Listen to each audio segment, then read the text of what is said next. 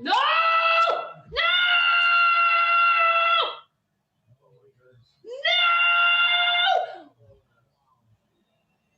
Slips underneath, and as soon as he goes to change direction right there. No!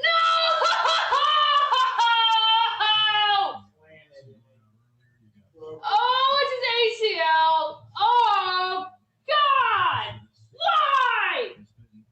Why? Ah!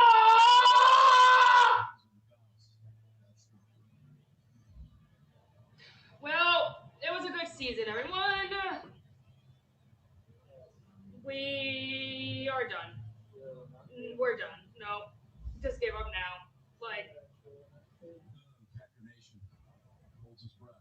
no, I'm not holding my breath because I know what it is. I know what it is. Jake, Speech. I want to say two things. First, welcome back to Derailed. We're going to do some Packers therapy. This is going to be a somber beginning, and then hopefully it'll get more lively as we go along. Second, I told you so. Oh, sorry. That was for last week, the episode that we had to skip. Me gloating out being right about how the Bears game was going to go. Now on to current events. I'm going to be honest. I'm not sure. This is going to sound kind of wild. I'm not sure that this Parsons ACL injury moves the needle for me a enormous amount for the Packers. I had already kind of a window, like a floor to ceiling, right? Or like where I thought the Packers could be. And it was like good enough that sure, like the top end of that could really hit where we wanted to be, but I had a lot of concerns, right? And I feel like that window hasn't moved a ton. Maybe it's gotten like a little narrower, right? Or like moved down a little bit, right?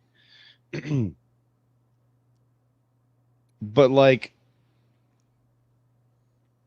we have other pass rushers. They're not Micah Parsons. We have other pass rushers. And we still have a lot of the same holes on this roster that we were already concerned about. And I'll remind you, we gave up like 31 points in 15 minutes to the Broncos with Micah Parsons on the field.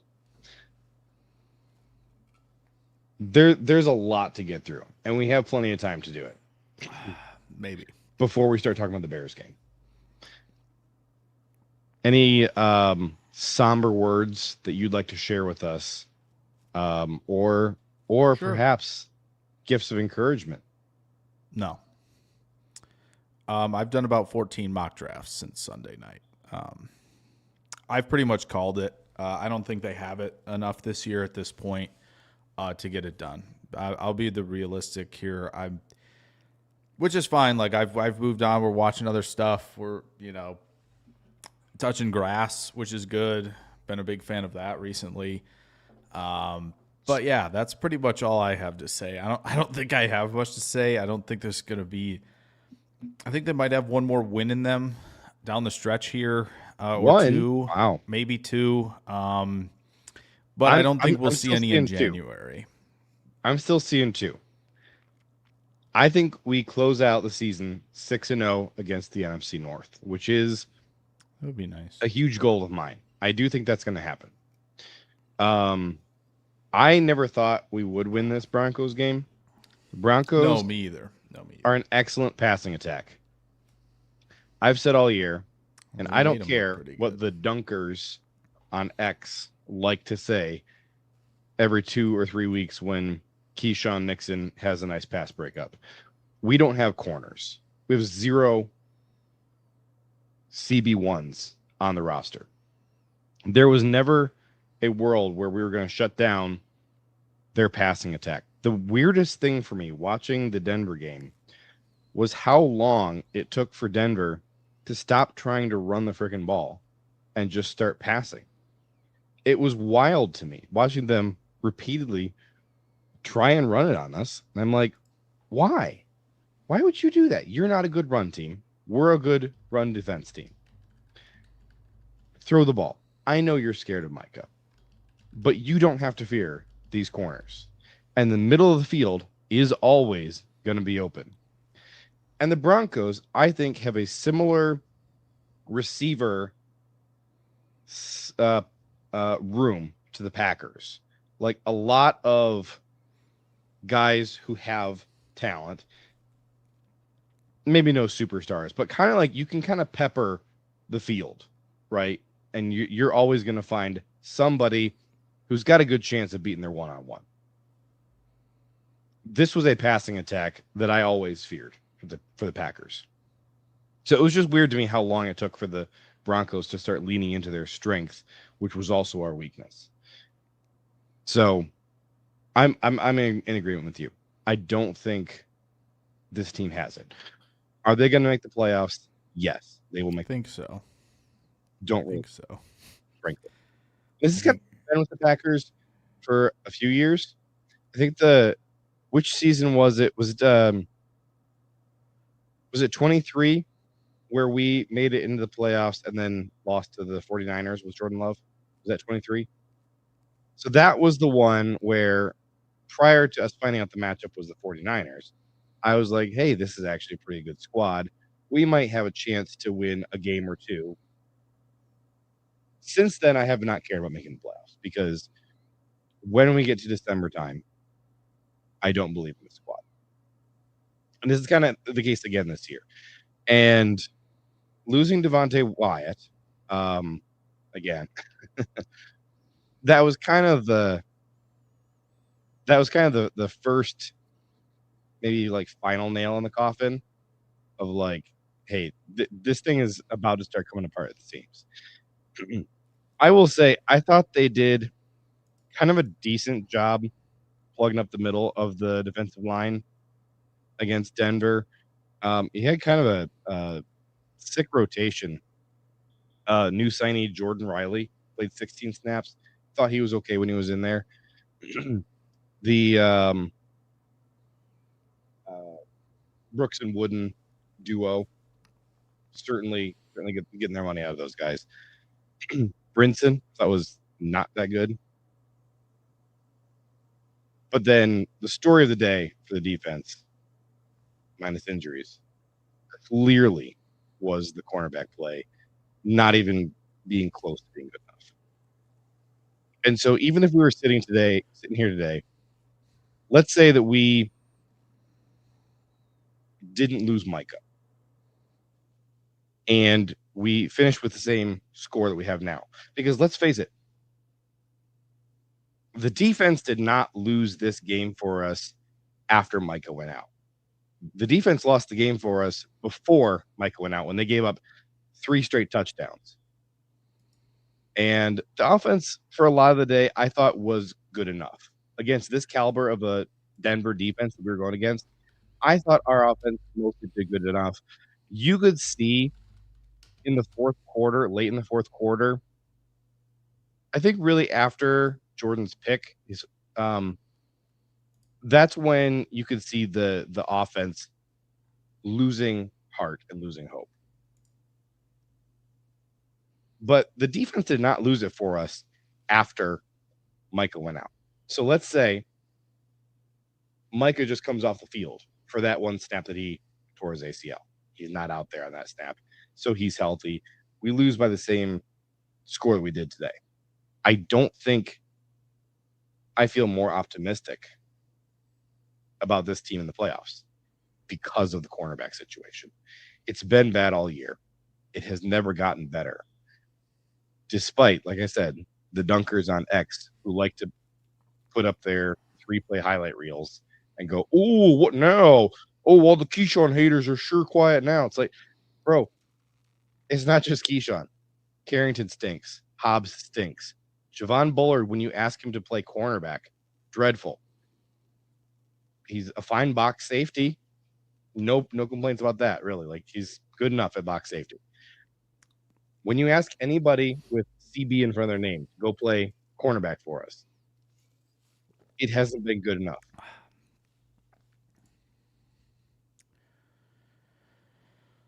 Yeah. No, I think I'll probably disagree. Where I think if they had Micah, I think they would plenty have a chance to take this whole thing. I think there's You think this team? There's one unique. You think this team could take on the Rams or a rematch with the Broncos in the Super Bowl?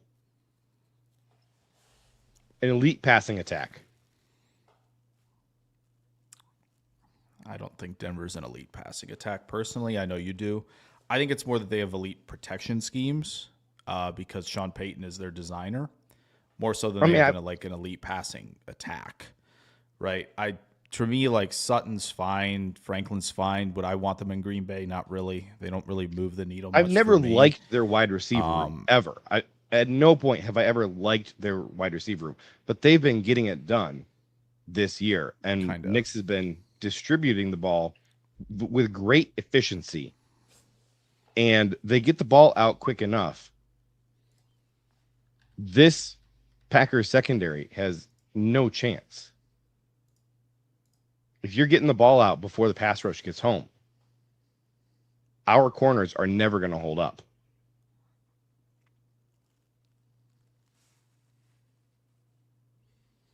I mean, by the efficiency stuff, Bo Nix is extremely middle of the road as a quarterback this year. So, I mean, I don't remember what week it was, whatever, where it was, we had gotten deep into this where Green Bay was still leading the league in yards after the catch per reception.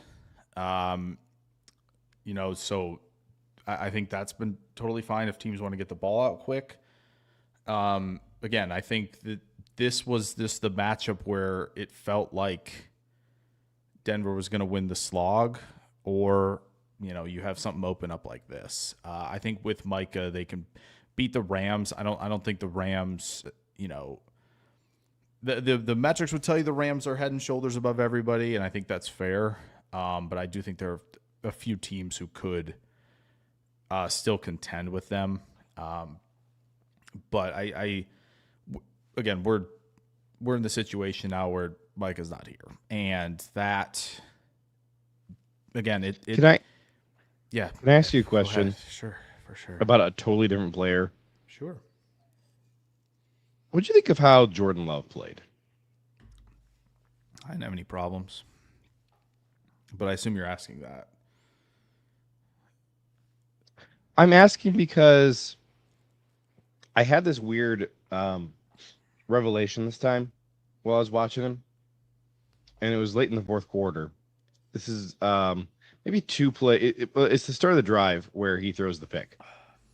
That ends up not hurting us at all because the defense gets the ball right back. But it's his second pick of the game. It's in the fourth quarter. He goes out there, and I had this thought, like, I don't know that I actually have confidence in this passing attack to go down there and score, even though they've been moving the ball today. This offense to me does not feel clutch. And I had this thought of, like, I do think if Aaron Rodgers were back there, I would feel pretty confident that they would find the clutch gear.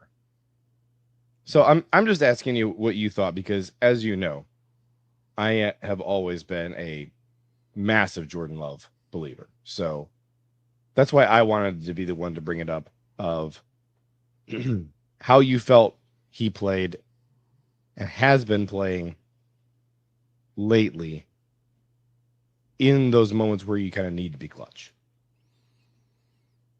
I don't know. I feel like the 4th and 3 throw against Detroit to ice it was pretty freaking good.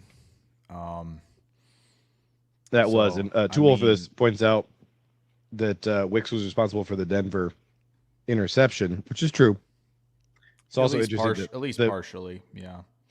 The play you're referencing against Detroit was also to Wicks. It was a superhero catch by Wicks. Yeah. I mean, I actually feel like, maybe the underthrown one to Watson a little bit, where again, it's I mean, that's a defensive player of the year. That's an incredible play. I've watched it over and over again thinking, man, Surtain, physical, extremely intelligent, extremely detailed, and also can just kind of, I know it was underthrown, but he was still with Watson on that. It wasn't like, oh my gosh, Watson is so open. It's like, okay, so he can still run with like these guys. He is an outrageously good player. So I do think, I don't know. I thought I didn't feel like I had that thought, to be honest, although it was a long weekend of a lot of stuff where it was just kind of like, I was just kind of even just settling in. It was just kind of like, I didn't see a lot of the early stuff. I thank goodness I saw at least Green Bay game, but now I wish I hadn't. Pretty much went numb. Honestly, I don't even remember most of the fourth quarter, to be perfectly honest. I feel like I was just numb watching the replay of Parsons' shin resetting and going, yep, that'll do that. So honestly, but I don't think at any point where... Do you ever remember seeing a player clutch the back of their knee and then it not be an ACL? Like, we all know what an ACL looks like at this point. Pacheco's had a few injuries in his time in KC where I go, oh, he's super done. And it's like lower leg stuff, but that's probably it. That's the only guy I can think of right now.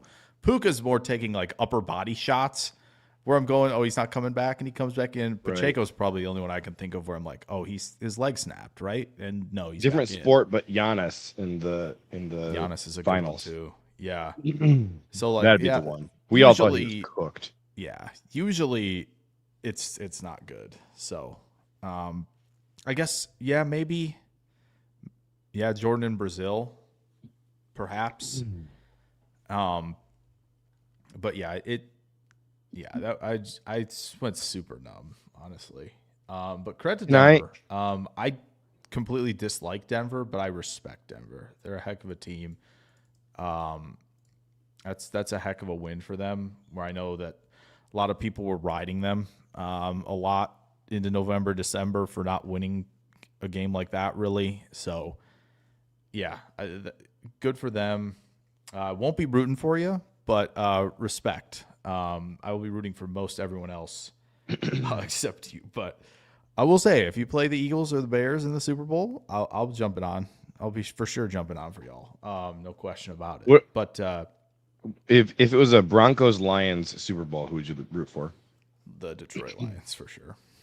Denver's probably fifth on my do not like list right now, I would say. I have hated Denver for a very long time, and I just recently, really like since they drafted Bo Nix, I guess, have like softened on them a bit. One of my biggest frustrations with them for the longest time was that like they could never just go out and go find a real quarterback on their own. They're always sniffing, trying to poach other teams' quarterbacks. Like, ooh, we're gonna get Aaron Rodgers. Ooh, we're gonna get Russell Wilson. It's like, go get your own freaking quarterback, man. That always irritated me. Can I silver lining? That might be some self-awareness though, of like, we stink at drafting these guys. Let's go get a vet. Like Indy's done that for a long time. Pittsburgh's been doing that, right? So like some teams, Cleveland should probably be doing that. The Jets should be doing that. Don't draft your own guys. Perhaps Cleveland made a big swing to go get a quarterback from Houston.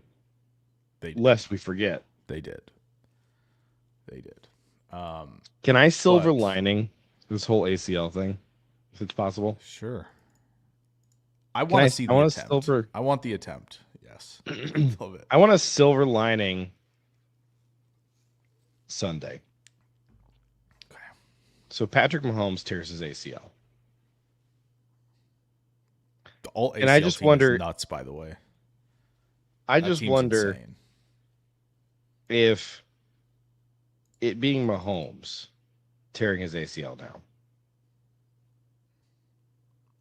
I wonder if this finally gets the NFL to start investing serious resources into studying ACL tear prevention, because it's insane how many ACLs explode every year. The Packers are averaging like 2 per season right now of like starters. And that's just one of 32 teams. It's this freaking non-contact injury where your leg just explodes randomly. So my silver lining, with it being God King Mahomes himself, who finally gets the ACL bug, does the NFL finally start throwing a serious chunk of coin at figuring out how to prevent this? Nah, they're too busy on game 18 for this league to be worrying about that. Yeah, but Pat Mahomes is their cash cow. We've seen how they prop him up at every turn. Oh, wait. Year after Huh? 18, the year after 18-1, Brady tore it. Could have easily, maybe push some resources there after that. I don't think we're gonna see it. I think. Look, Jay Skate agrees with me. I Mahomes feel like is important enough.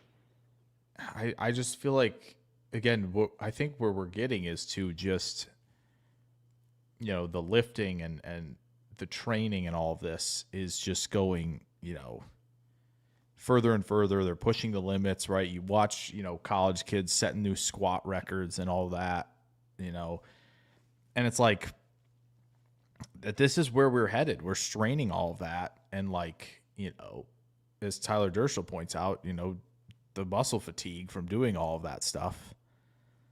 I mean, but that's just kind of where we're headed, is everybody's trying to be bigger and faster and stronger playing this sport. I wish it was easy as a fix as saying like ban turf. Well, I do think turf is a problem, right? Warren Brinson's tweet we were laughing at a few weeks ago about, hey, first game playing on concrete, whatnot, and Jacobs is just banging his knee into the ground, and that's like been a major issue since by just hitting it on the ground. Obviously, Neighbors got injured there. One of the Niners got injured there. Like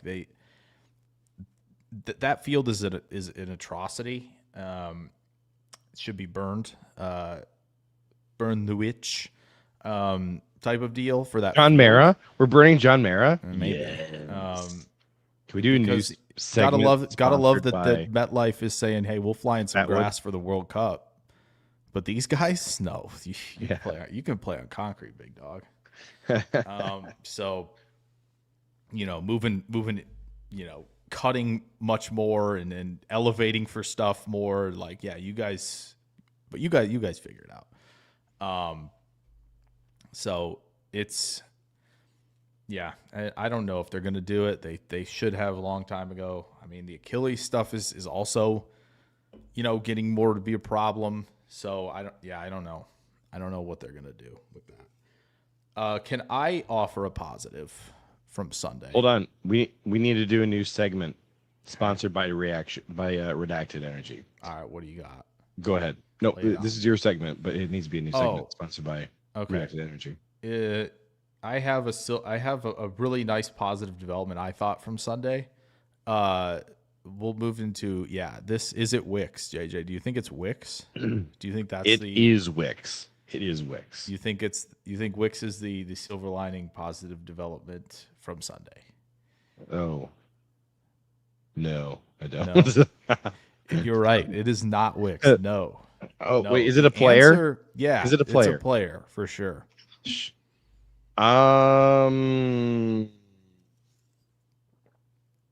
Chat, drop your picks. Drop your pick. Who you think all right, it is?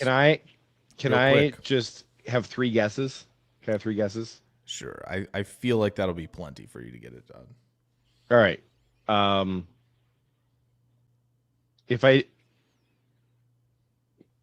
Can you say like wrong position? If I put it, I'll say wrong. I'll say wrong if it's wrong position. Yeah. Okay. Darian Kennard. Wrong position, like not O line. Correct. Not O line. Okay. Give me. Oh. Too old for this. The question is what the player that has I thought a positive development from Sunday. Give me Rashan Gary. No, wrong. Dang. Oh man, I don't know one more guess. Let's see. Joe says Golden. Dershel says Cooper. Toolfist says Notre Dame. Close, but no. Jay Skate says John Wicks. Can we get a new Toolfist segment now says presented by Bananas. Gosh. See, I feel like this is one of those where the answer would be like Tyron Hopper, except I know he only played one snap on defense, so it could be him. That's fair. But he's like poster child for this type of question. We should while you're thinking, I think we have a new segment presented by Notre Dame. We'll call it Crashing Out because that's I think what their AD did when they weren't in the playoffs. So if there's a crash out segment that we have, that will be presented by Notre Dame. How's that sound? I'm gonna go with my final answer, okay. And this is not what I think. This is what I think you think. Luke Musgrave. No. Oh! I know. Agent I know. 0. Agent 0. Oh. How about it? Huh? How All about it? All right. I feel really good about what we saw. I know the one dig route, the corner was definitely like in a bail cover 3 look. I really don't care. He got him to turn. That's what's important. The back shoulder fade that he ran. Give it to me. Give it all to me. 0, 9, and 11 on the field in 11 personnel. Okay? That's what I want. Well, but do we That's think what I want. that Watson's actually going to play this Sunday? Oh, well, no, he'll play hopefully Saturday. If he shows up Sunday, JJ, we might have a problem. Is our game on Saturday? It is, yes. I missed Saturday night. Oh my so goodness. if he shows up on Sunday, yes, that will not be ideal. Saturday game. This is the weirdest time of year. If he shows up in on between Sunday, college football regular season and college football playoffs. If he shows up on, so weird. I got to make this joke. If Watson shows up on Sunday, his dad's going to complain that they played on a Saturday instead. He'll be like, why are we playing on Saturdays? That's just stupid. Jay Skate has a late guess of Phillip Rivers. It's only 1 L in Phillip Rivers. It may be 2 after next Monday against the Niners, though. I got into a very 2 L's heated debate with a friend of mine about Rivers. So this friend Brady and I both agree that Phillip Rivers, prior to unretiring, was not going to be in the Hall of Fame. We both agree that that's our stance, that he was not going to be in the Hall of Fame. So I was postulating, or I just threw it out there. Wouldn't it be funny if, now that he's had a few years off to rest and recover, he's got something left in the tank, goes on a tear, and actually does get himself into the Hall of Fame now, finally. They were close by unretiring. So I threw that up there saying, wouldn't it be funny? Sick. So Brady says, no, the only thing he did was hurt his Hall of Fame chance. I said, but he was already out. So the only thing you could do is boost your stock. If you're already out, you can't make yourself more out. So begs the question, do you think that Phillip Rivers currently is already a lock for out of the playoffs? Oh, out of the I mean, Hall of Fame. Okay, oh, no.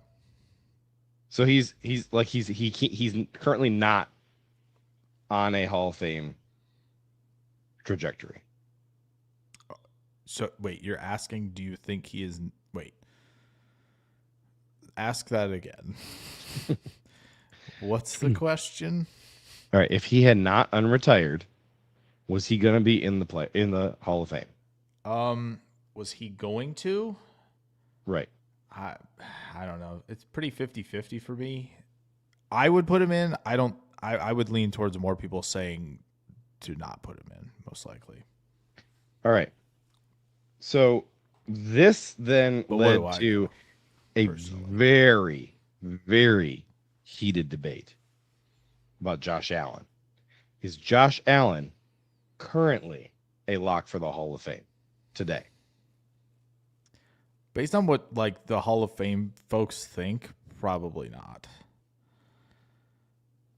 So my buddy Brady insists Josh Allen is already currently a lock for the Hall of Fame. I said kind of meanly, Allen would have to win a Super Bowl to beat the choker allegations. I said right now, Russell Wilson. That is the mainstream think. Going to 2 Super Bowls and having a ring. Because Brady's argument was Josh Allen is currently like a perennial top 5 quarterback every year, and he won an MVP.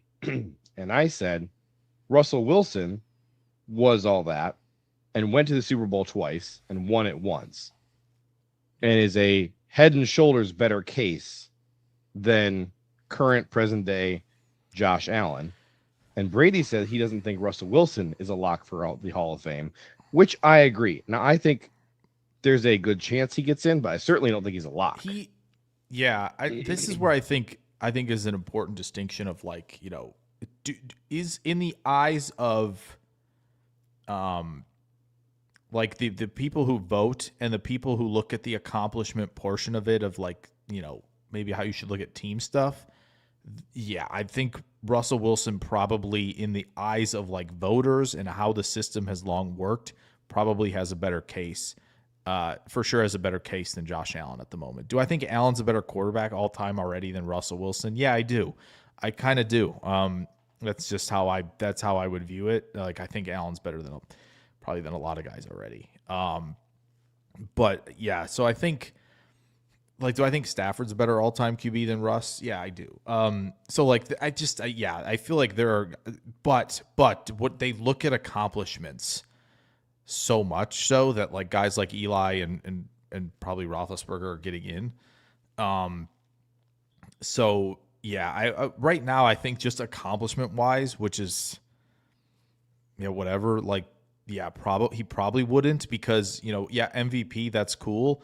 You know who else has an MVP? Matt Ryan does.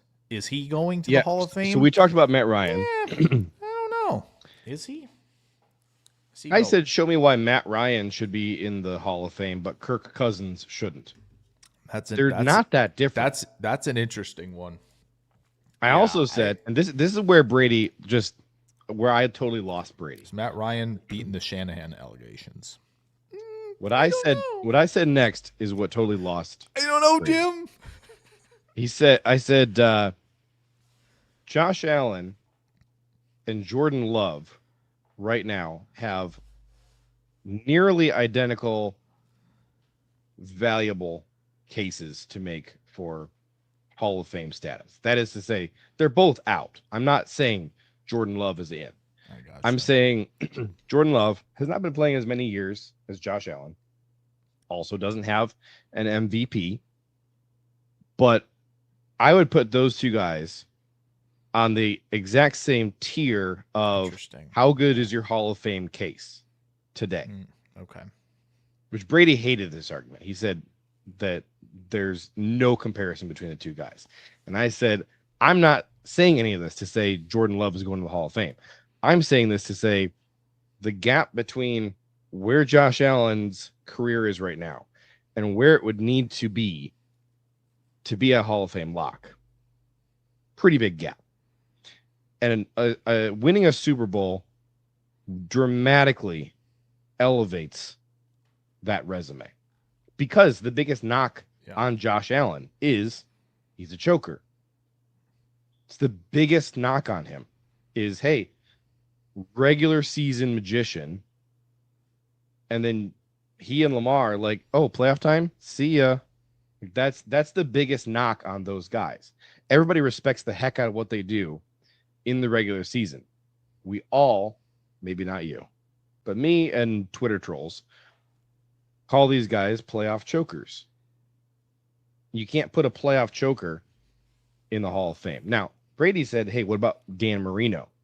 Marino never won a Super Bowl. He's in the Hall of Fame. I said, Marino like changed the game.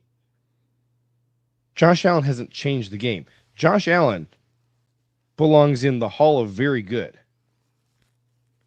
And he has an opportunity, because of his talent, to build a Hall of Fame resume, but he has not done so yet.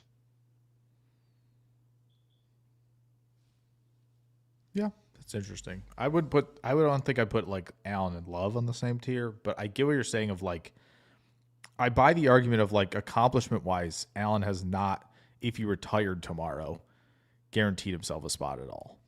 Just in the way of how the process works for a lot of this, that would be the stance, I believe. Do you think that there was a time where Russell Wilson was a Hall of Fame lock and has now played himself out of that? Do you think that that is a true statement? No, he probably hasn't played. I don't know. I think because we are kind of probably just in a, just like how Denver went and how it's all gone since he left Seattle. I think that's like the fanalist perspective of like, yeah, that takes it out of the taste in my mouth. Does not feel good about Russell Wilson.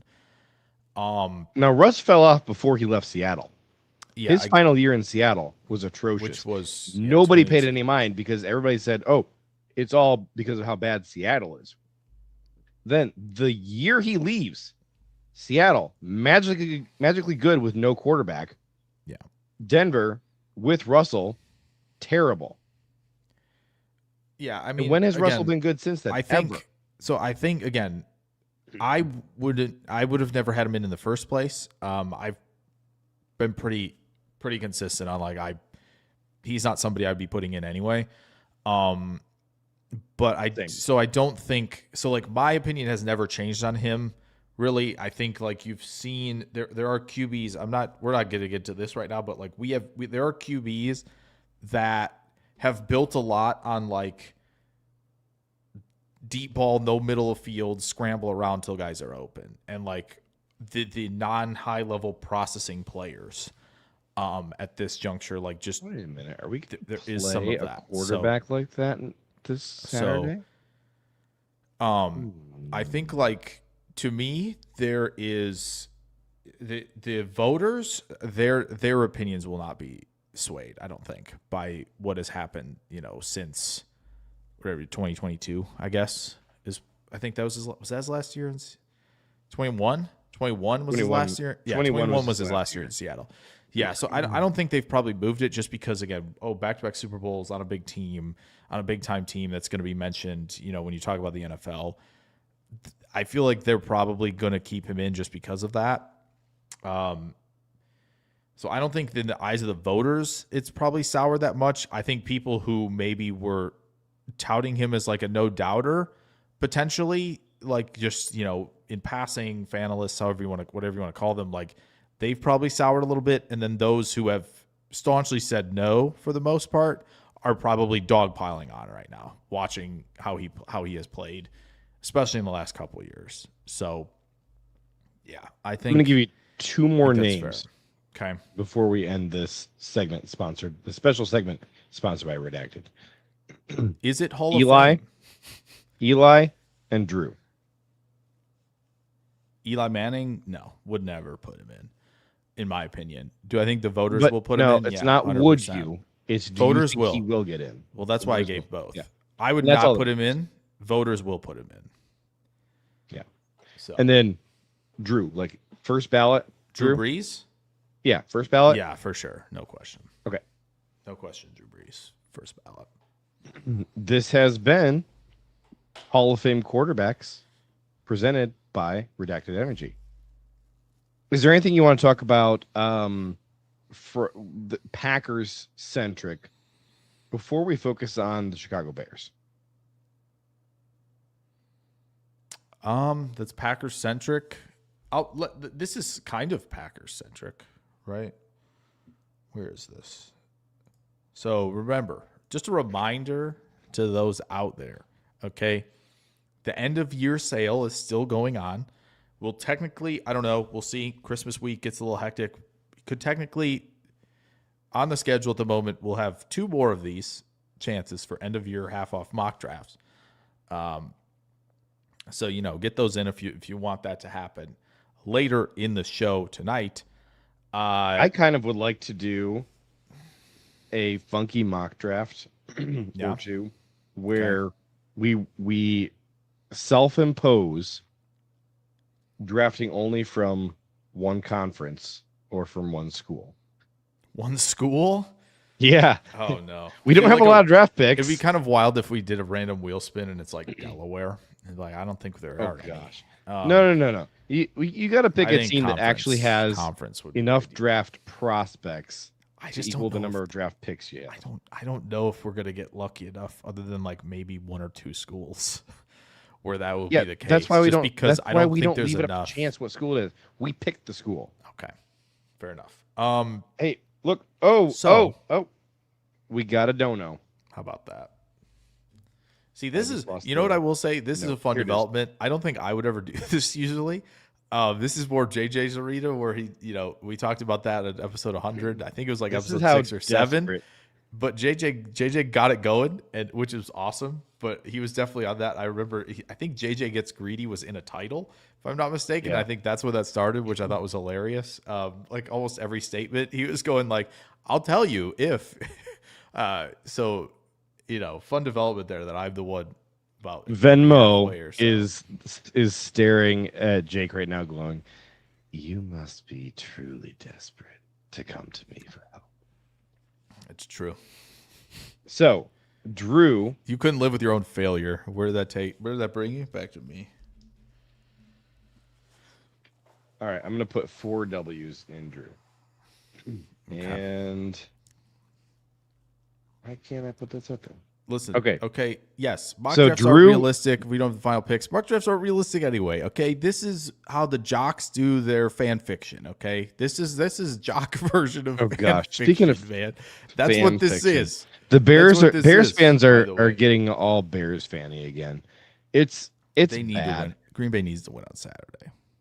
I will take no playoff win at this point. Just beat them, please. Just so we can. The 6-0, the JJ, the 6-0 in division thing. Is what I want. Yes, I love that. I'm glad that you led with that. Let's get that. This was my goal. That sounds lovely. That sounds lovely. I said this after the Washington game. Yeah, I said can lose the ball. Green Bay has no business not winning the division this year. Still, yeah, that is important. I think. Has there been a point this year? Okay, there was. There was one point this year. It was like 2 weeks ago. When you and I were doing the playoff the machine. Playoff machine with the end of season predictor, we were picking all the games. Machine. And this was where I talked myself into the Packers Super Bowl path, right? Remember that? Other than that one instance. Yeah. Have you heard me this season drinking the Kool-Aid and saying, "Oh yeah, Packers Super Bowl this year"? Or have I been a negative Nelly the entire season? I don't know if you've been like insanely negative necessarily. Like I think there are realistic Randy. Yeah, I think that's worse. I think you've hung around that arena, which I think is a great arena to hang out in. That's what I like. It's where I live. I do like to live in there.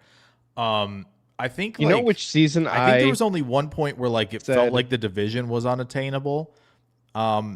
And that was the crashing out episode. That was the Carolina Panthers loss, was it not? No, that was after Philly. That was after the Philly game where it was just like, all right, what are we doing? What are we doing? Like there was a lot of views on that. If you haven't seen that, go watch Brian, it after this. I love you to death. It's hysterical. Brian does this all the time. I love you to death, Brian. You talk so much about people I've never heard of. I think there's these Packer fans that you know of that I've like never heard of. I don't know who these people are. We're in a group chat, which I love. It's a super fun group chat. You need to use the full names also. I think that's a better way. Brian is constantly saying like, "Hey, so-and-so said this," or "So-and-so thinks this." And every single time I'm like, I have no idea who any of these people are. I know Jake Schyvinck. I know Oh, who's the guy we all hate right now? Oh, Ryan Clark being super annoying on TV. Of course. Oh God. Okay. So like again, not big on the Broncos, but big mad respect. The Broncos fans, I watch them dunk on everybody, which is they're kind of annoying in that regard. But for Ryan Clark to be like, Bo Nix caused the injury to Parsons.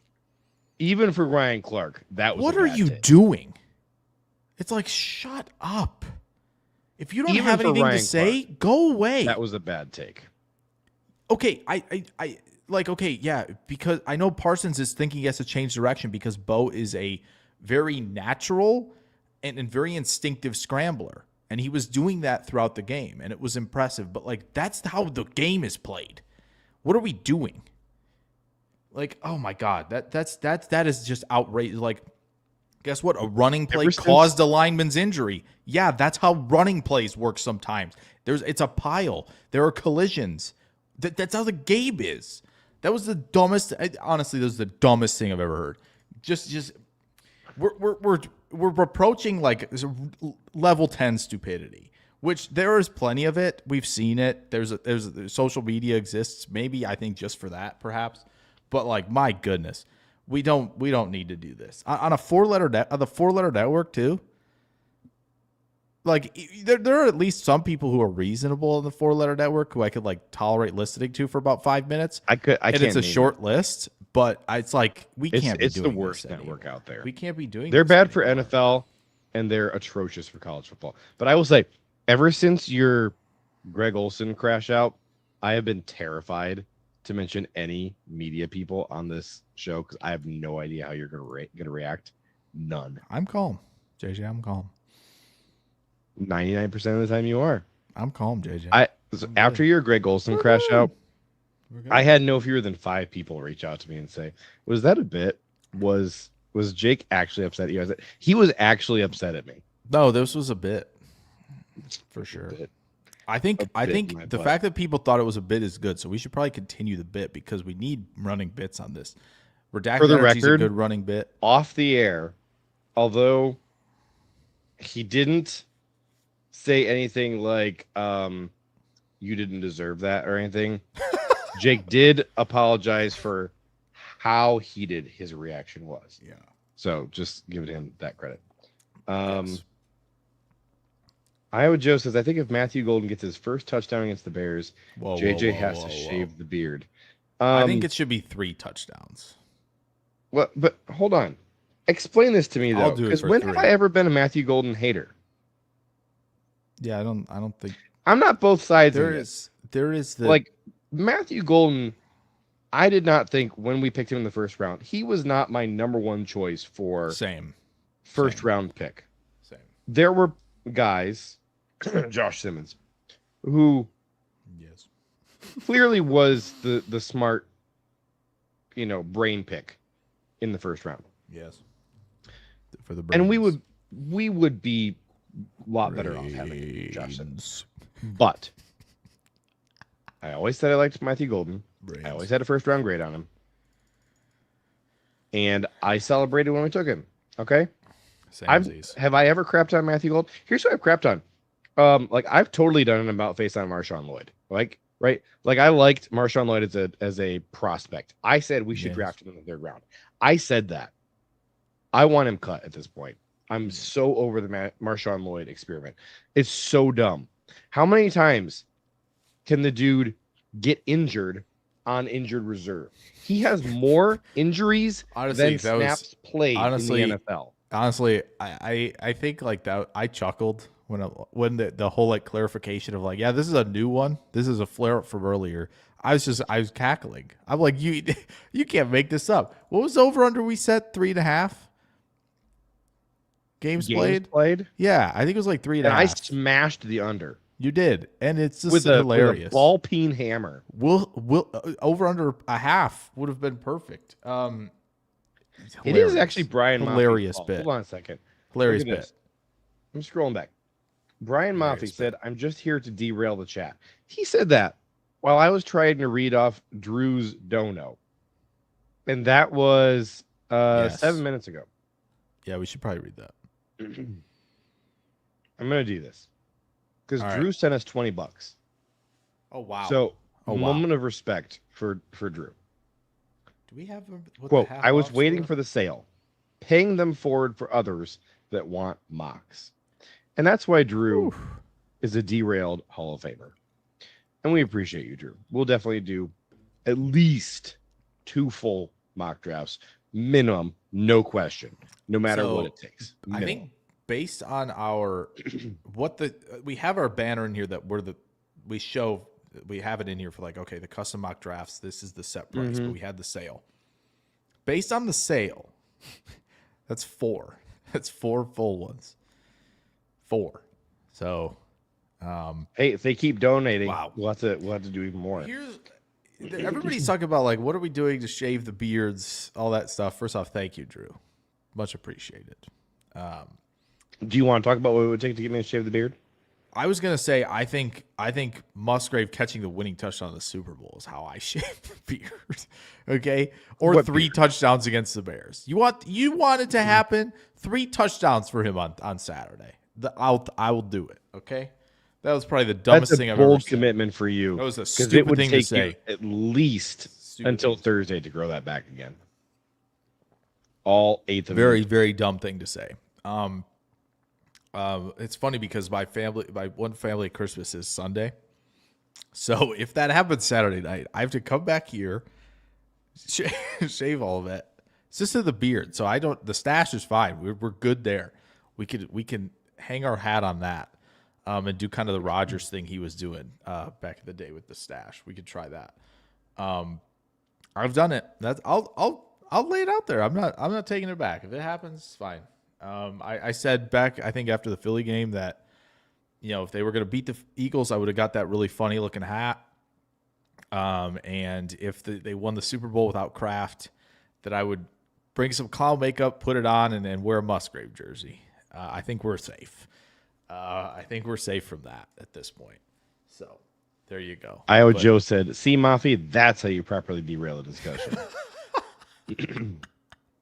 I do actually have a standing thing for. Well for done, let's Joe. give me a Well shave of the done. beard. Well done. You did So good. I've lost 50 pounds in the past year, and so I'm now Hell yeah. 35 pounds Let's away go. from my shaved beard goal. So if I Wow. Okay. lose the final 35, I will shave the beard. There we go. Okay. That's going to be my my celebration. Love it. We got another dono. This is from Got another Chris. I'm trying to figure out if it's Chris the Casual Lab. Probably. It is. Oh, hey, wait a minute. I see. I don't. Chris, you gotta tell me in the chat if you want me to say this out loud. I'm But sorry. I see on Venmo what the N in Chris the Casual N actually stands for. So you'll have to tell me if you want me to read this out loud or not. This might be private information for you. But now I know. He says mocks for the trenches. Signed Chris the Casual, and he donated $10. So we are staring down the barrel of a lot of mock drafts tonight. No, so we can't. No. Do over this saying, okay, shave the eyebrows if Nixon gets a pick 6. No, we can't do that.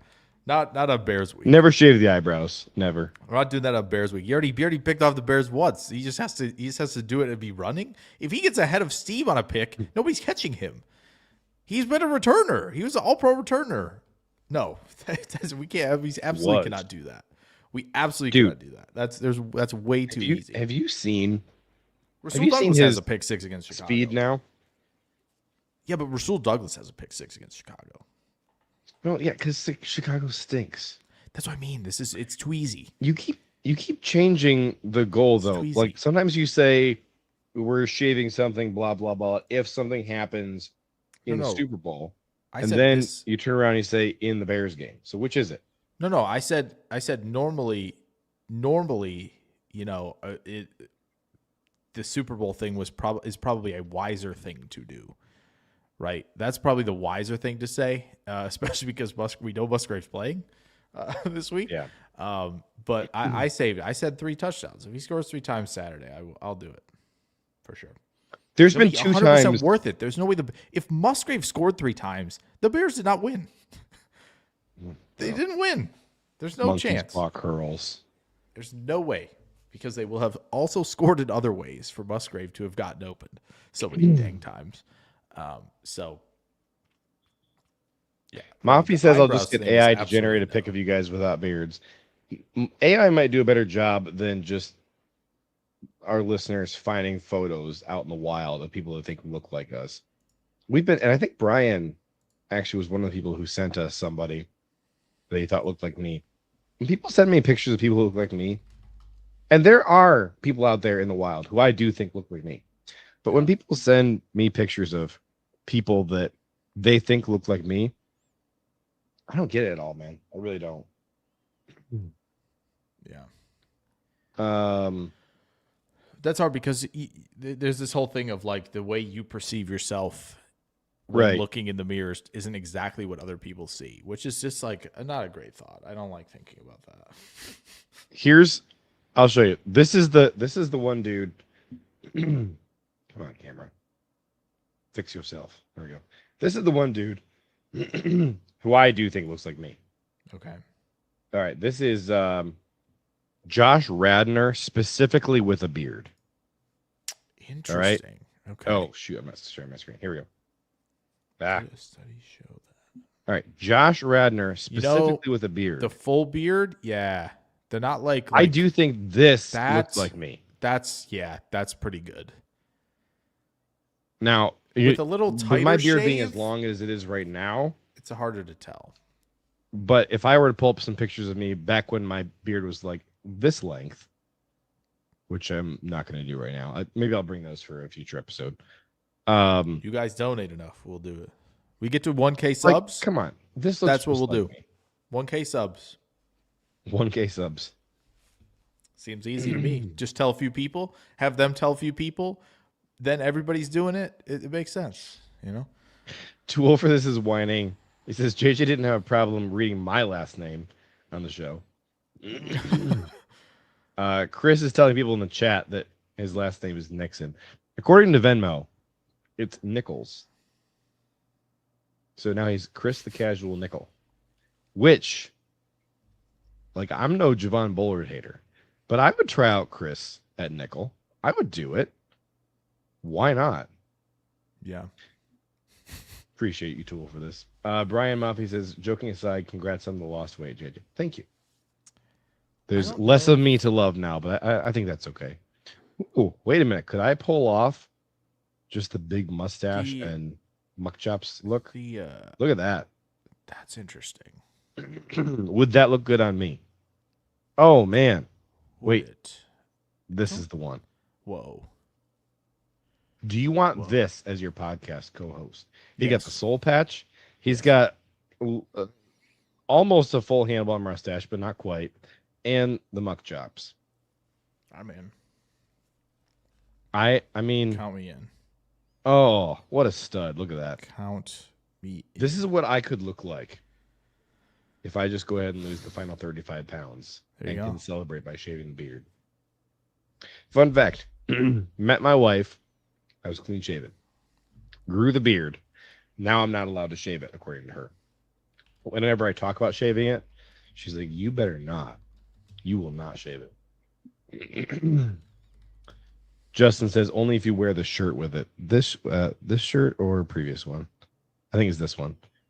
That shirt, I could pull that shirt off. My muscles might be too big to fit in it, but that's a cool shirt. The rest of it. That. Oh, that's interesting. That's interesting. This is giving. I like this. What's yes? Oh gosh. What's the guy's name in My Name Is Earl? Can never remember his first name. Well, no, forget it. Carl or something. Carl. Yeah. Is that right? Dershel says JJ could easily pull off the mutton chops. This looks like slightly also like oh gosh, from Anchorman. Oh yeah. Paul Rudd's character. Yeah. What's his name?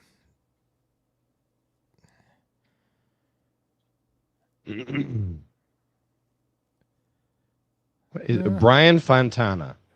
Yeah. There we go. Brian Fontana. Brian Fontana. That's how you say Brian it. Fontana.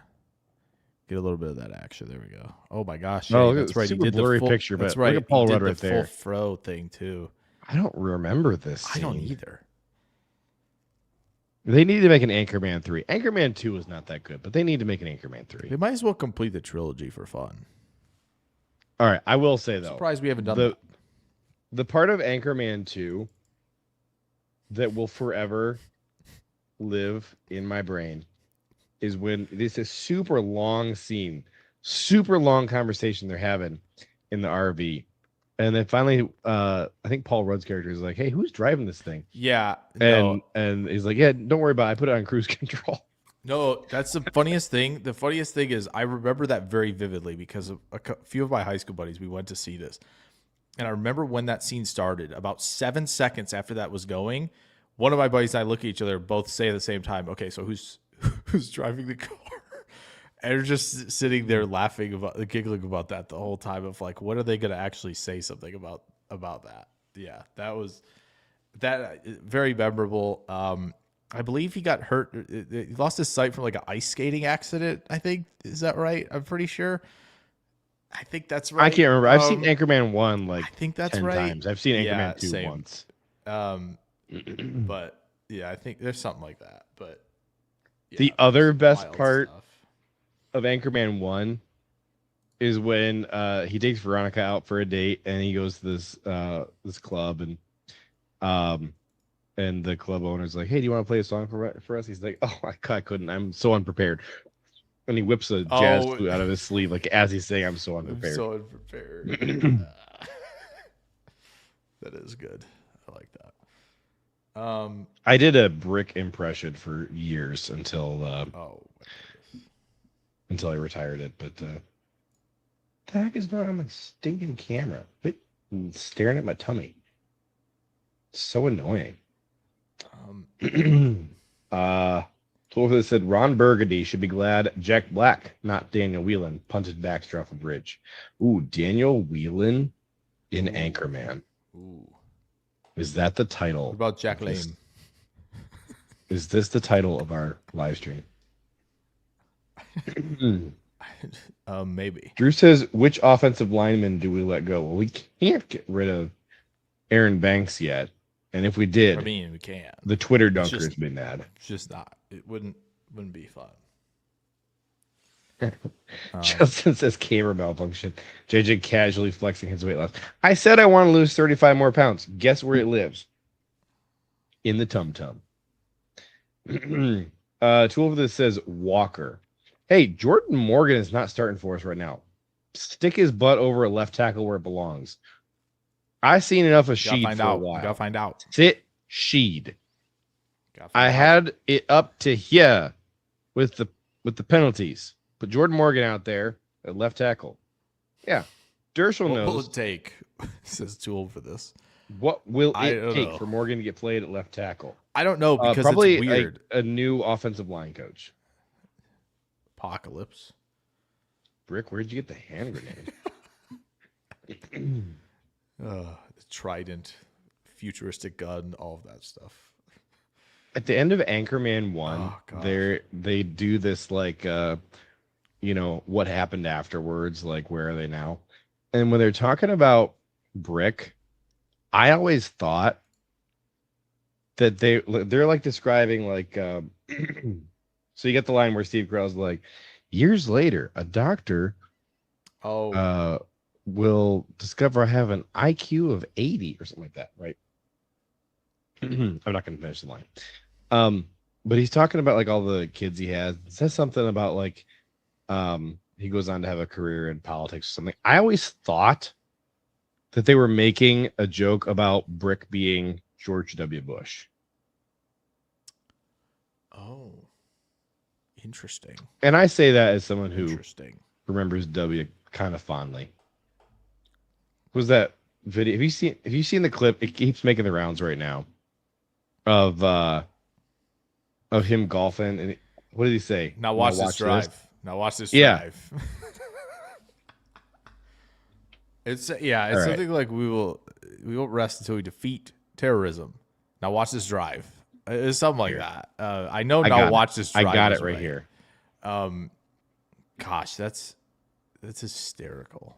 Call upon all nations to do everything they can. Stinking.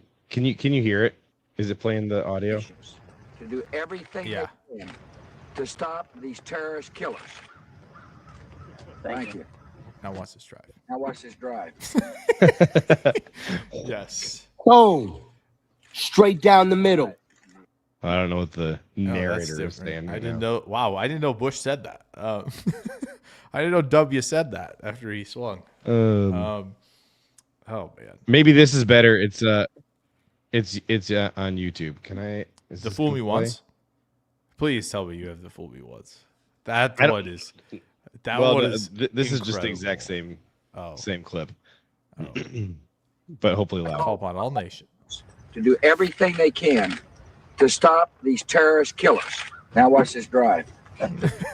It's my favorite. It's really good. Yeah, that some of Fool Me Once some golf is guys easily watch my always say favorite that. That's W what's- quote of all that's time. so good. But Yeah, now never watch been this fooled drive again. is probably number 2. Never been fooled again. This wasn't really a speaking moment, but when the shoe got thrown at him, that was a very memorable deal. But yeah, oh man, some good stuff there. To over that says Bush. Yeah, played that's golf, true. As well as Kim Jong Un, who hit 18 Presidents may straight home golf, runs. but they've never been as good as him. Setting that nice course record of 18. Drew says Elite stuff. we should see if Kim Jong Un Rasheed is Walker can every play- scramble team ever who's won a scramble in the last several years. It's like, we shot 46. Okay. Very, very similar deals there. Drew said we should see if Rasheed Walker can play right tackle if Tom is out. First of all, Anything to get. I have a Jordan hard left time tackle, imagining how please. switching positions for Rasheed is going to result in fewer procedural penalties for him. Yes, but we just got to get Morgan on the field. So whatever it takes. Okay, just gotta but get who him would out you rather have at right tackle? Darian Kennard No, over an out of position Yes, Rasheed Walker? yes. Obviously, Kennard is right, but we gotta do whatever it takes to get Jordan Morgan at left tackle. So I know, if but if we can you're do- forgetting if who our that's fine, offensive line coaches. If Listen. we can do that, Listen. I'll settle for the procedural penalties. I just want to see him get some reps at left tackle. This is not what's going to happen, though. I understand that, but I We want it need to to we need listen. it somehow. Listen, Kennard needs to stay the right tackle because if Kennard is not the right tackle, if we even put a whisper of that out into the universe, Buckus is going to put Morgan at right tackle instantly. You have to account for Pain. stupidity. Pain. You have to account for this. Pain. So it's true. We did talk about the 4-letter network. We have to account for it. So we should probably. You're right. 12 says probably my account dream is for it Morgan, elsewhere too. left guard, Tom, right guard, Kennard. Kennard. What do you got against Sean Ryan, man? He's been balling at What's center. wrong? Sean Ryan has been the best center we've had for at least 5 minutes. Okay. Chris said Jordan Sean Ryan Morgan must is out. one of Jordan the- Morgan has never been played at the only position we've said he can play. Sean Okay. Ryan, okay, is one of the centers of all-time Packers Football history. league. Okay, I So, knew this is where you're going he with is one of them. So, I'm the Jordan Morgan. I mean, obviously, I would love to have Tom at left tackle, but this team would have to. The team needs to work on this thing that JJ and I have talked about called drafting guards. I feel like if I was given, that would be interesting. If Ed Policy hosted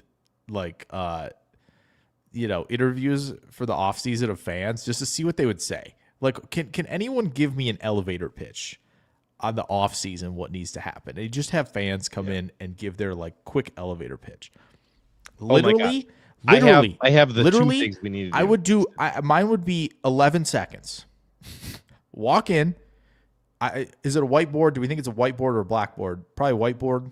Pause. Probably don't use chalk as you much. have a full 30 seconds, okay? No, I don't want you to squander 19 I'm squandering. seconds. I'm squandering. You could be 19. pitching additional ways to benefit the Packers. I think you have to give one pitch. I think you have to give us one top. What you have to hone in on one thing. One. So I'll walk into the whiteboard. It's just a statement. I'm walking into the whiteboard. I'm writing in all caps draft guards, and I'm dropping the marker, and I'm walking out, and that's it. You don't have the people who get into too much of the word salad, big monologue thing. I feel like is probably we still a turn won't have off, any right? corners if you do this, my boy. Yeah, that's fine. I'm not the corner thing. If you play on a round field, there are no corners anyway, so that's fine, right? So baseball, simple is sort of a geometry, roundish field. simple geometry. There are no corners out there. Anyway, so I just need draft You guys guards, witnessing all this caps. right now? He's like spazzing out. Draft guards, all caps. That's all I got for you. Right. And I drop the marker and walk out. It was so simple and hopefully so effective. That's it. Yes. Then you can come in and say draft corners Well, or say that. draft for need. Also, when the class at the position you need is good, that would be helpful too. Right? That would be a nice pitch as well. Well, I gotta be honest. I need a minute to. We're gonna have to come back to mine because I forgot what mine was. Like I had two things queued up, and I forgot like the more important of the two that was actually like football related. So maybe I'm gonna need to come back to that. We'll have to circle back on this one. we should probably start doing mock drafts by now. Otherwise, Well, we should. But I have a question for you. So I did not rewatch this game because I didn't want to. But I noticed, and I think this was somebody. Somebody was hurt. Maybe it was Zach Tom. And I look on the screen, and there's a dude, and he's wearing 61. And he's standing out there on the field, and his name is Jacob Monk.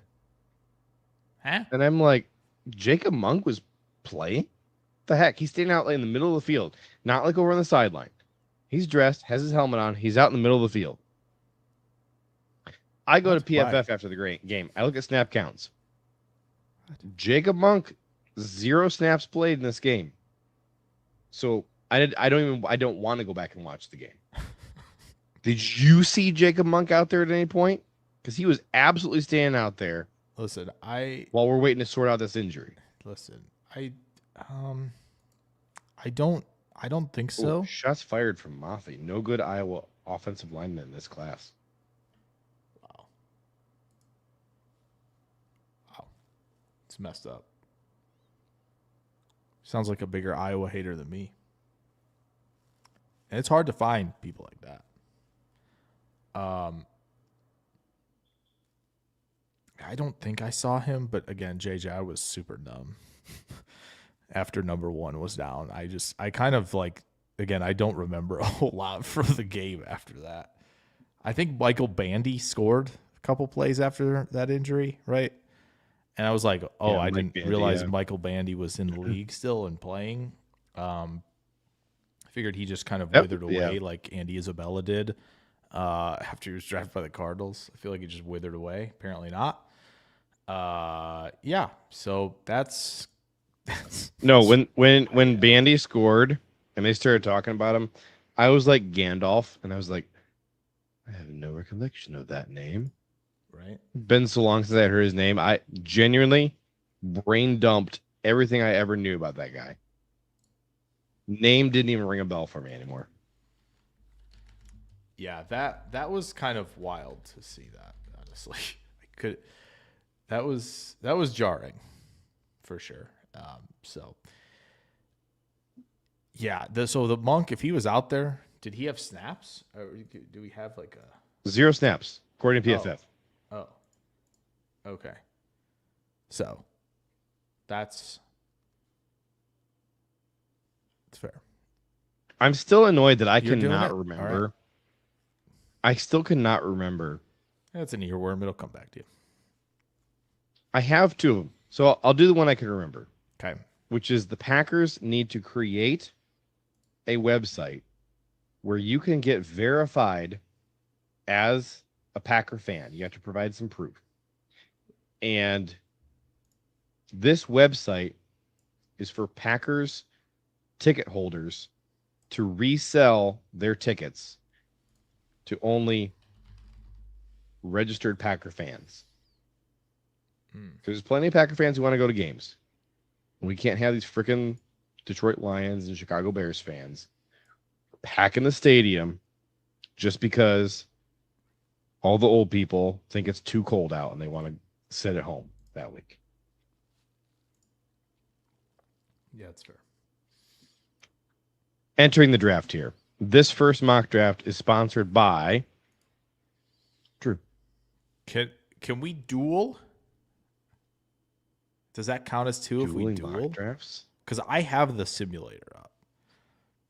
But we can't share two screens at the same time, though. Yeah, but you could share parts of two screens at the same time. We can go back and forth. We can go back and forth. Oh, gosh. Like I will tell you, I will not be doing the toggling because I get frustrated enough just trying to put one screen up. I'll do it. If you want to do that, I'll do the toggling. and if enough people in the chat start complaining about it, giving them a headache, you got to stop. Iowa Joe, who's not biased at all when it comes to Iowa football, says nobody listens to Mafi. He has no clue what the heck he's talking about. All right. Two over this says you should do a Cowboys mock. Let me check something. Venmo. Did anyone say that Venmo. was okay? I don't see any donos from Too Old for This, so I don't think we're doing a Cowboys mock right now. So Too Old for This has two options. He could donate or convince someone who has donated that one of them should be a Cowboys mock. There you go. I'm starting my mock draft here. All right. With my first pick, I am drafting half a season of Micah Parsons. I'm so dumb. So he was Fernando Mendoza, the first overall player taken. Let's see. Oh, I did a mock the other day, and it was mad that I didn't take Ty Simpson. Ruben Bain, 1 overall. Don't hate that. Mafi hates that. Arvell Reese, number 2 overall. By the way, where would you take Arvell Reese? Because I think it's wild hearing people say he's going to be the first non-quarterback taken. You take him 3 overall? Yeah. So behind who? Fernando? Behind, let's see. I would take Caleb Downs first and then Love second. And Arvell. Jeremiah Love, yeah. Arvell you would take running back at number 2 overall. In this class? Yeah, probably. Hate it. And I love Jeremiah Love. I'm not taking a first round running back ever. I'm also not taking a first round if I had no players, off-ball linebacker ever. Now, Arvell Reese, you're drafting to be an edge rusher. That's different. I would probably be doing that and having him, moonlight coverage looks at times. And yeah, if I were taking Micah him as Parsons, yes, 100%. Micah Parsons or what people thought. I guess what people thought Jalen Walker could do a little bit. The Georgia guy. Oh, the Falcons took at 15. Maybe you think of that a little bit. But I do think like Sonny Styles is outrageously good. And the Cowboys at pick, where are they right now? Like 13 or 12 or somewhere in there, should not hesitate to pick him if he is available. Have I said before, by the way, on this podcast, maybe, how funny it is to me that we've all clowned the movie Draft Day for all these years for the number 1 overall pick being an off-ball linebacker from Ohio State. And now this year, all the draft analysts are saying, Arvell Reese, give me the first non-quarterback taken. I have a super big bone to pick with people calling Vontae Mack a off-ball linebacker when all of the highlights on film that they showed in that movie were him as a literal edge rusher. Like, what are you talking about?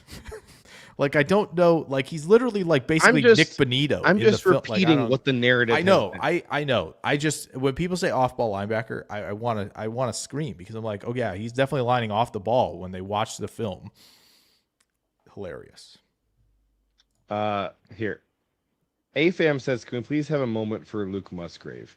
I Okay. did see at the beginning of the chat, back before we started putting chats on screen, somebody was talking about like, hey, Musgrave can't stay on his feet, but he was making some great grabs. And I was I told my wife like 3 games ago, I said, I don't think Luke Musgrave has ever made an NFL catch in his career where he didn't promptly fall down, like no matter what. And so she's been watching since then and noticing, like, yep, every single time they throw the ball at him, he falls down. Whether he catches or not, he hits the dirt every single time. This past game, he did have 1 catch where he stayed on his feet and 2 where he hit the dirt. I forget if he had more catches than that or more targets than that, but he had, I remember vividly 3 different targets he had. One of which he didn't catch and did hit the ground. One of them he did catch it and hit the ground. And then one of them he did catch it and didn't hit the ground. And we were like, oh, you didn't hit the ground? It's crazy. Yeah. Tool for this says Musgrave sucks, but redacted. Can't read the rest of your comment. Sorry. Let's see here. And then Dershel wants to know, where's that San Diego State cornerback projected to go? So this is Chris Johnson we're talking about. Yes, you and I love Chris Johnson. That's what we're talking about. I love both Chris Johnsons. Oh my gosh, where's my running back play? Is he at Kentucky? Why can I not remember where my running back Chris Johnson plays? We've talked about him like 7 different episodes now. Is it Kentucky? I think it's Kentucky. Yeah. It ain't UConn. Maybe. Before you say something, Tool for It's this. not UConn. That's funny. By the way, Tool for this. Congrats on getting Jason Candle to lead your college football team.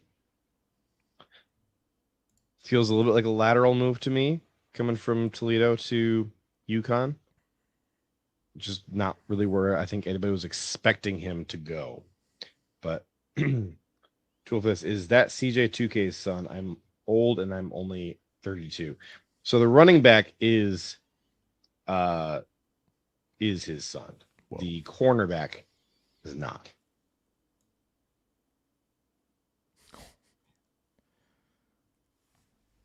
All right. Who have you picked? Tool. Good sir. Because I have finished All my right. draft. Happy for you. All right. So with my first pick Thanks. in Thank you. the second round, pick 55. Oh, Austin Sarah. Man, there's some tackles here. Yes. Don't really need a quarterback. You may only call on me twice.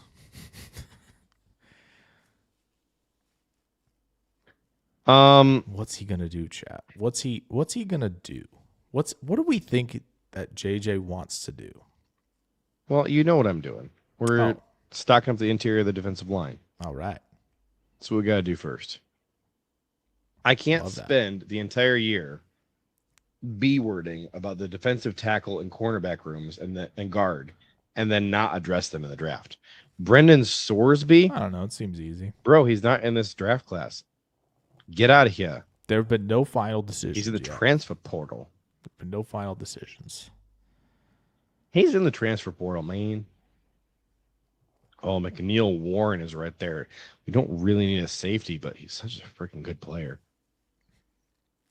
50-50. Are we taking McNeil Warren or are we taking John Batir? Oh, don't do this. I'm kidding. Don't do this. Santos, deny Dennis Sutton. Chris and I had a Damn. nice conversation the other day about one Jacob Rodriguez from Texas Tech. Rodriguez. Well, I mean, look, it doesn't take much to on talk it. me into a Texas Tech Click on it. defensive player. Click for fun. Click for glory. All right, I'm doing it. All right.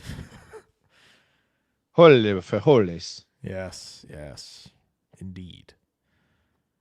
He And you has get to watch 2 him- touchdowns allowed and 4 interceptions. You get to watch I've him never seen at least anything like once that. more. At least once Huh? more you get to watch him, too. Yeah. We get to see Yeah. him New Year's Eve. New Year's Mhm. Eve? Is that when that one is? There's one on New Year's Eve and there's I think 3 New Year's Day. So I don't remember which it is. But will JJ do? Oh, heck. I want this. Yeah, man. you do. Yeah, you do. Where's their estimate of his size? 6'1", 235. Yeah, you do. And he's a senior. 6'1", 235. How do you feel about a 6'1" linebacker? I'm not asking about the weight. I'm asking about the height. Yeah, I'm lukewarm. I think it's fine. 235, if that's real, I hate it. And I understand you're not going to find a 250 guy anymore. Here's what I say: it's probably not real, but you're probably not going to like it. But maybe not. Maybe he bulks up. There have been guys who have done that, where we've looked at it and then you get those results in and they're bulked and they know they need to be. I will simply just take Sonny Styles instead of this guy. All right. Well, That's yeah, fine. that'd be nice.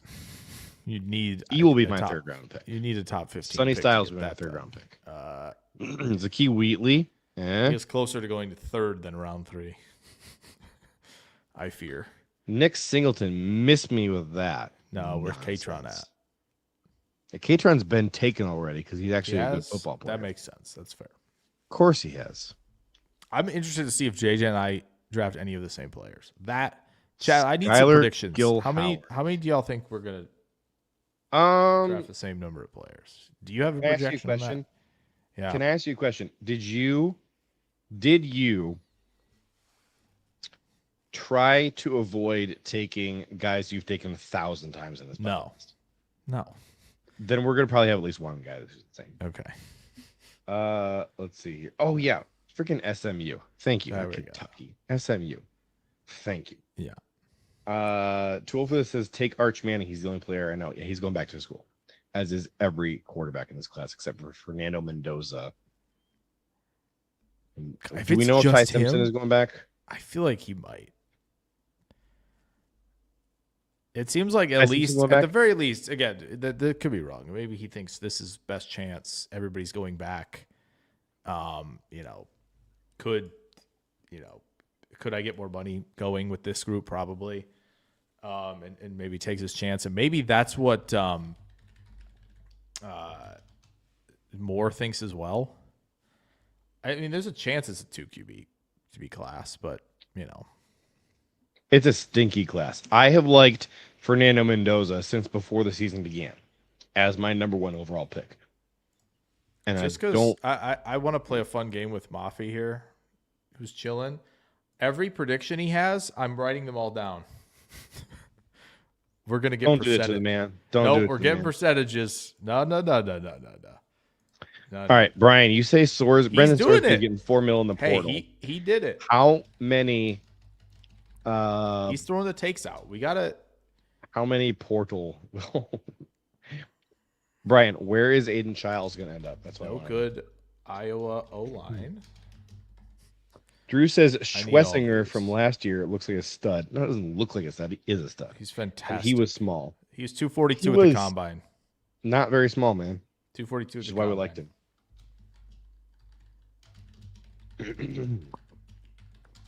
Yeah, Mafi says he was in the 240s at the combine, which is as big as you're ever going to get at linebacker Except for Campbell. in but- the mid 2020s. All right. Listen, I'm not taking Skylar Gill Howard because I'm telling you, he's not going to the NFL this year. He's going back to school. Zero shot he goes to the NFL this year. All right. I think I've got all of his predictions. Oh, I want to make sure because we can circle back because Brian's got a good handle on it. So I want to make sure we have that circle back. I'm calling. I this appreciate the Brian's convenience of how PFF's simulator works and that you can Brian's just click picks. and get the card, blah, blah, blah. I appreciate the convenience. Yeah. And yet you're still relying on a lot of they've done. PFF grades in that. Yeah. And then size estimates and stuff. Take him. Shout out Brian. And age estimates and everything. What did you say? As a shout out to Brian, take Brian.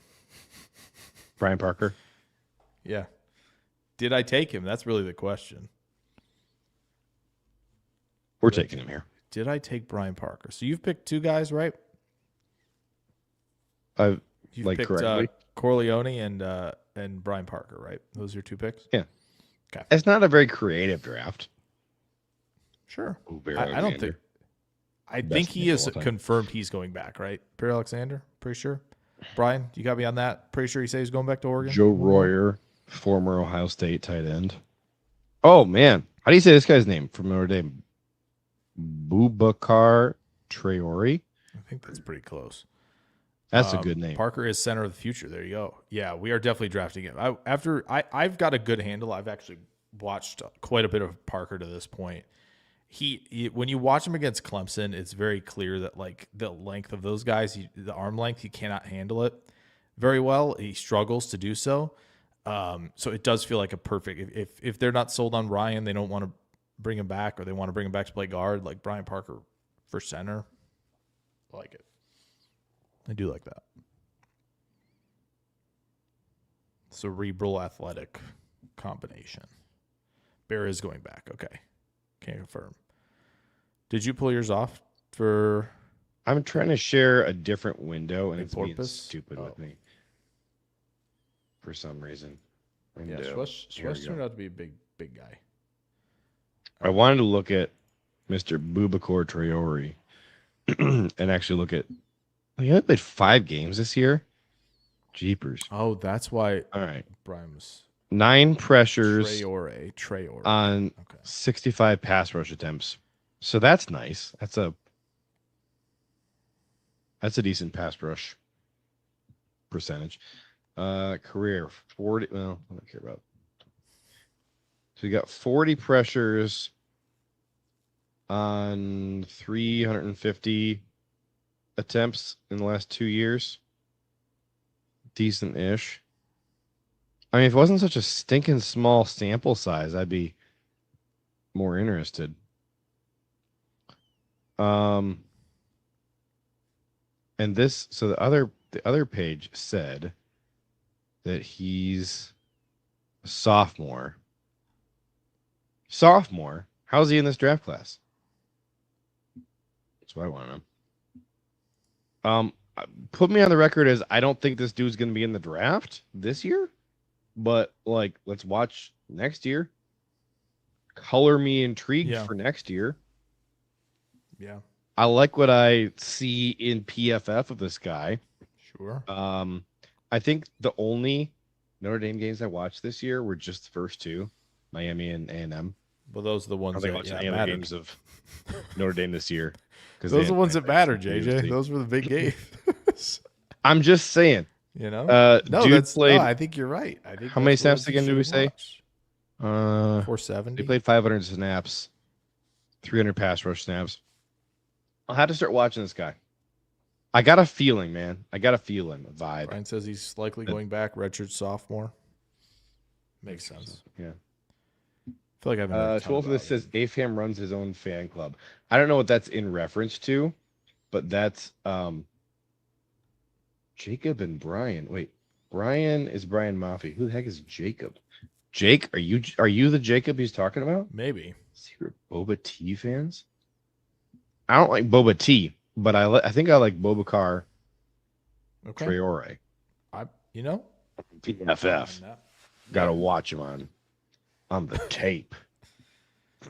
On them YouTube highlight reels. Grind the tape. YouTube highlight reels. Go get yourself a subscription. Albert Regis. I think the mock I did counts for as part of the bundle, the mock draft bundle that was bought. But you're waiting until mine is done to share it, right? Yeah. Okay. Of course.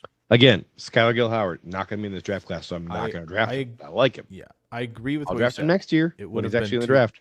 too chaotic, but we will do that snake draft thing at some point. I think maybe with a guest could be fun. You know, JJ, that 3-person snake draft mock draft thing where you can't pick him if he's gone. Yeah, we've done a lot of those before. Maybe we'll bring Brian on her. I was thinking Brian, maybe Mike. Chris. Chris would be good. We could do it with a bunch of people. Well, you and I have said a bunch of times. Do that. This off season, we are gonna do a live stream with Dershel and Tool for this on there. We'll do a 4-way podcast split screen. with the 4 of us for 1 episode. So Dershel and Tool for this, you have been alerted. This is going to happen this offseason. AFAM is calling my guy Bubikar. I like it. Bubikar Traore. I don't. Mafi says Regis is a fun player, but day 3 guy. Luckily, it is day 3 right now in this mock. I still can't that's believe really good news. Freaking Ethan Onyanwa. I'm convinced of an ADP of 231. So this is absurd. So I'm also like I'm convinced that like they obviously just to the simulator they add the big school guys at like most positions. And then but who the heck is drafting Ethan Onyanwa? I mean, he's got an ADP of 231, so he's going in the mocks. Have users picked him? That's a more interesting question. Tell me a thing about Ethan Onyanwa that we can't see on the screen right now. Tell me a thing about him. He played okay this year. No. He didn't play this year. Didn't play. He didn't 0 snaps? Like 5 snaps. He played. So he barely played. He barely played. Awful on all 5. Can you click on him? Big portal guy. Do a click? Can you do a click? Oh, whoa. 96. I wonder though. Let's see here. How many were in like the Grambling game? That's really a good question. Probably most of them. Grambling, Ohio. Probably most of them. Then he got some. Then JJ got some late in the year. This is looking like he might have been in relief. Ohio. So here's the situation. Ohio State does not have. He played the an Texas established right guard. Most of the year they played Tegra Shabola at right guard, who was the right guard last year. Tegra has been like textbook inconsistent, and so they've tried to replace him with Josh Padilla, who can't stay healthy. Yeah. They tried to replace him with Gabe Van Sickle, who has been kind of okay in pass pro, not great in pass pro, and then atrocious in run blocking. Okay. Gabe Van Sickle has not managed to unseat Tegra yet. Ethan Onyanwa kind of snuck into that right guard rotation a bit. Ethan was a big time, and big time means got paid a lot of money, transfer from Rice. He was the starting left tackle at Rice a year ago. Very good thing. Couldn't remotely hack it when he came to Ohio State. Ohio State got 2 tackles in the portal this year. Philip Daniels from Minnesota has been the entrenched right tackle all year. Kind of been up and down. Ethan Onyanwa was supposed to be the plug and play left tackle.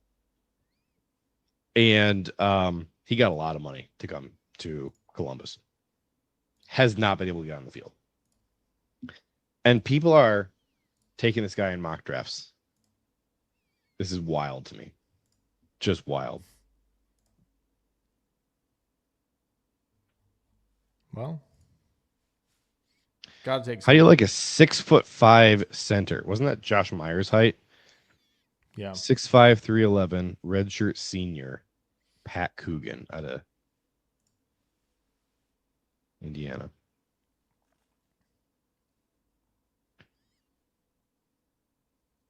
All right, we're doing this. Davion Carter. In the 5th round,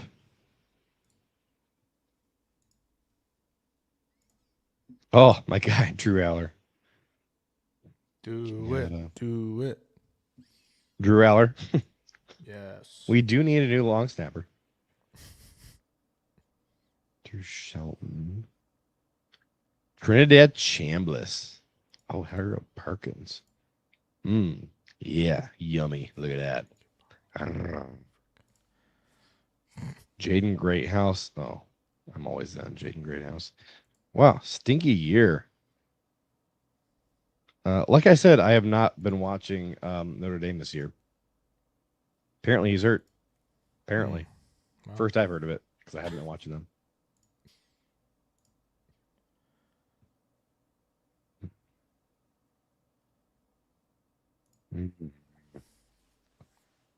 I have finished a second mock draft. Dershaw said, did JJ just purr? I don't remember why I purred, but I remember that I did purr. A-Fam says, maybe you should up your meds. This is probably true. All right, how many picks do you have left? 3? Okay. I got 3 picks left. I'm taking Oscar Delp here. Yes. I still haven't taken any corners. You know what would be interesting? But that's because we're going all in on corner in free agency this year. We are trading for who? Luke Musgrave and Romeo Doubs for one starting corner, and then we're going to go pay a second starting corner. That's what we're doing. Oh, Lee Hunter. Oh, I've always loved Lee Hunter. Screw it. I'm doing it. Do it. I'm not doing it.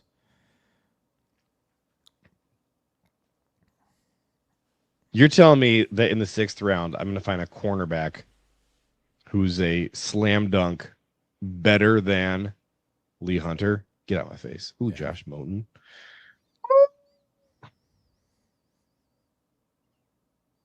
Little guy, but I don't think we have any crossovers yet. If I'm not mistaken. I don't think we have any. Ethan Oniano just went. Look at that. Ethan Oniano just went in the 7th round. I don't think. No, all right. We don't have so let's. All right. So Corleone. So there's Parker, Carter, Delp, Hunter, Moten. Put yours on screen now. Okay. Chris Johnson, Julian Neal. I've said this name so many times, and now my brain is blanking. Ian Ochoa. Yeah. Cage Casey, Rashan Benny, and Lalulu. I thought about Lalulu in the 6th round. So there you go. There's a mock. You know, this is the aggressive corner, aggressive O-line mock draft. Getting Chris Johnson 55 feels probably unattainable at this juncture. But you're not sure right tackle. Cage Casey, maybe that did the Green Bay thing. Hey, let's convert this guy to guard and see how it goes. Mm-hmm. And then a true center. So we drafted. This is a very Green Bay. Hey, we'll take the tackles, maybe they're guards type of thing, and then get the hammer out corner. 2 new starters. Enjoy the bench, outside quarters. Let's get them out there for some reps, and then let's do this for funsies. Brian said that tackle Brian Parker and guard Davion Carter are both playing center in the NFL. Didn't know that. Well, we need some. So this is your second one. So Zion Young. I don't know. I haven't watched Zion Young very closely. Can't comment on that. Basantas. I almost took Basantas. Malik Muhammad, obviously a fan favorite of ours. Yep. IGB in the 5th round. Man, IGB, baby. I would think he's going to go a little bit earlier than that. Bryce Foster. I don't know Bryce Foster. Cameron Ball. So the only guy in there I don't know is Bryce Foster. Brian says Rashan Benny is a steal in the 6th. Feels pretty good there. He warns stay away from Moten for off-field reasons. This I feel like if I could get, and Brian looks like Brian's backing this as well. If I could get, I got Zion Young, and I'm like, I want to take Benny as well, but I already took him, so I didn't want to do that. But if I got both of those guys, my goodness, I would feel nice about this group, especially if the Rashan Gary potentially moving on from via trade or whatever happens, like Zion Young coming in and then Benny coming in, who I've taken a little peek at now since he was announced for Mobile. Like, I feel pretty good about that if we can find a way to make that happen. So, can I get your opinion on something with Mobile? Yes. Yeah. So this is no longer the Reese's Senior Bowl; it's the Panini Senior Bowl. Thoughts on that?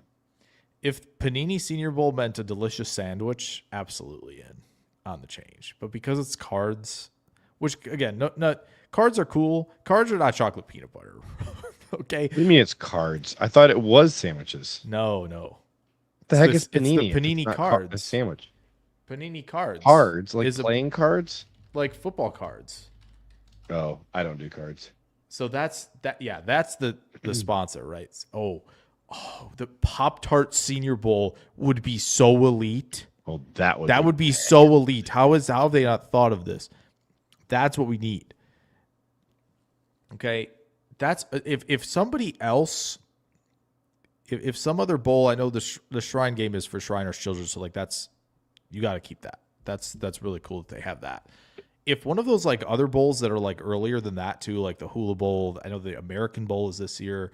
If they went for Pop-Tarts Bowl, I promise you're getting attendance for that.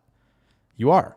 So the Senior Bowl should absolutely be talking to Pop-Tarts. That would be my first decree as Senior Bowl director. We're making this a Pop-Tarts Senior Bowl. I promise you, we're bringing the heat. You could just announce it before you even talk to Pop-Tarts, and they're like, "Oh shoot, I guess we got to sponsor this now." Yeah. By the way, Tyler, to answer your and that's question, what we would do. It's Georgia Tech and BYU. We need the Pop-Tart sacrifice during the Senior Bowl. People will 100% be tuning in. That's what we need. So that's what I'm talking about. Tool of this is Derailed Bowl, more like Redacted Bowl. When Redacted takes off and makes us into zillionaires, we'll sponsor a bowl game. The Senior Bowl. Okay, so the Redacted Senior Bowl. Yes, oh, that'd be hilarious. That would be funny. Senior Bowl. Fruit by the Football. I don't think Fruit by the Foot makes enough money to do that. Yeah. Who put Pop-Tarts in a bowl? I will say, Pop-Tarts definitely has done cereal. There's cereal. Pop-Tarts cereal. So that's how you put Pop-Tarts in. I don't eat Pop-Tarts or cereal, but I would try this. Although I'm so in on this. When Notre Dame backed out of the Pop-Tart Bowl, and people started talking about the hot Pop-Tart Bowl all day and putting clips of the Pop-Tart mascot on social media, not even kidding. I texted my wife and said, "Will you please pick up a box of Pop-Tarts for me since you're at the store?" That's interesting. First Pop-Tart I've eaten in like a decade. It's perhaps interesting. I mouthed the entire. That's interesting. Thanks for bringing up Pop-Tarts. Interesting you bring that up, JJ. We don't need more Pop-Tarts. I already had a whole box. Interesting you bring that up.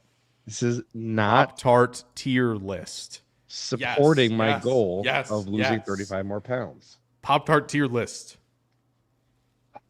Okay, I can participate in this. That's what we need. It's slightly in theory because, as I said, I just don't eat Pop-Tarts anymore as an adult. Pop-Tart tier list. I stay away from carbs and sugar as much as I possibly can. But I think I could definitely participate in this. Yeah, I'm in on the Pop-Tart tier list. Do we have an so we got 20 from Drew. We've done 3 mocks, right? I think these are all. So we paid out 3/4 of his donation. We have paid out 3/4. We owe 3 more mock drafts. So we owe 3 more? Yeah, because you said 4 for Drew and 2 for Chris. Was 2. Oh wow. Okay. Yeah, it was a $10 donut. Chris was 1. Oh dang. All right. So we got to do. Look, it's down in the ticker tape right there. Tip jar, $30. You're right. I need to pay more attention. I have to. As good quarterbacks do, I need to read the whole field here. I need to see the full field. You do need to pay more attention, and I got to get the full field because pay you what you think we got in donos. Yeah. You're right. This will be the test. Be like, we only got 25. I don't know what you're talking about. Jake, how much in donos do you think you're owed right now? You'd be like, oh, easy, $12. 12. We got this. I'm like, 12. Right, $12. JJ's like, up, buddy. Okay. I'm going to go get that extra $3 going in my pocket. I can't believe I'm doing this. I'm going to go get Pop-Tarts, I think, after this. We're going to get a tier list. So do we got to do more box then, right? Can you please not derail this Pop-Tart conversation going on in the chat? Tool for this says s'mores and hot fudge sundae is S tier. I need to see. Drew says thank you. I think for the 3 mock drafts. Mrs. Lahey says hot fudge is elite. Tyler Dershel says eventually you will need to tier list the tier lists this channel has done. That's absolutely true, but it's going to require some homework because we're going to have to go through and remember all the tier lists we've done. I know the number one. The S tier top tier list ever is the tier list of the Packers going into the season that had enriched uranium on it. That's a good one. Another good one would be No our chance. most hated teams. That's probably up there. And then I'm going to say So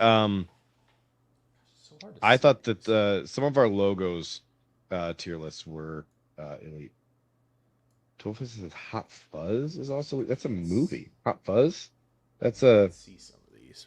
Simon Pegg movie. Yeah, Hot Fuzz. Yes, What are you that's talking correct. about? Oh, Drew says I have the ultimate sponsor, Chupa Chups Senior Bowl. I thought you were gonna say Chica Cheetah. Chica Cheetah. I don't agree with. S tier. All right. Should we just do this? I don't agree wonder- with Tyler Dershel much because he's a Cubs and Iowa guy, but I do agree here. The brown sugar cinnamon. So there's already tier maker does have. It's so hard to see. Tier maker them, does though. have. Did you feel like you felt like you could see the Pop-Tart names on there? I feel like I needed it. Must be me. Well, no, I drifting, can't really drifting see to it. 30. That's what's. Yeah, I see. That's my issue. I feel like they're not like super easy to see, and I don't like that one bit. It's so annoying to me how difficult it is to get a screen to share on this platform. Oh, this is so hard to. Okay, I can read these though. This one says 20% fiber. All right, so this is strawberry, chocolate fudge, brown sugar, cinnamon, cherry turnover. Cherry turnover sounds great. Straight up cherry is pretty good. I like that one. Cherry. Oh my gosh, That's this like- is way bigger than any of the ones I saw. Oh, I can barely see any of these. Do you know how many of these flavors I've tried? Like 3. I was gonna say I've tried probably like a dozen of them.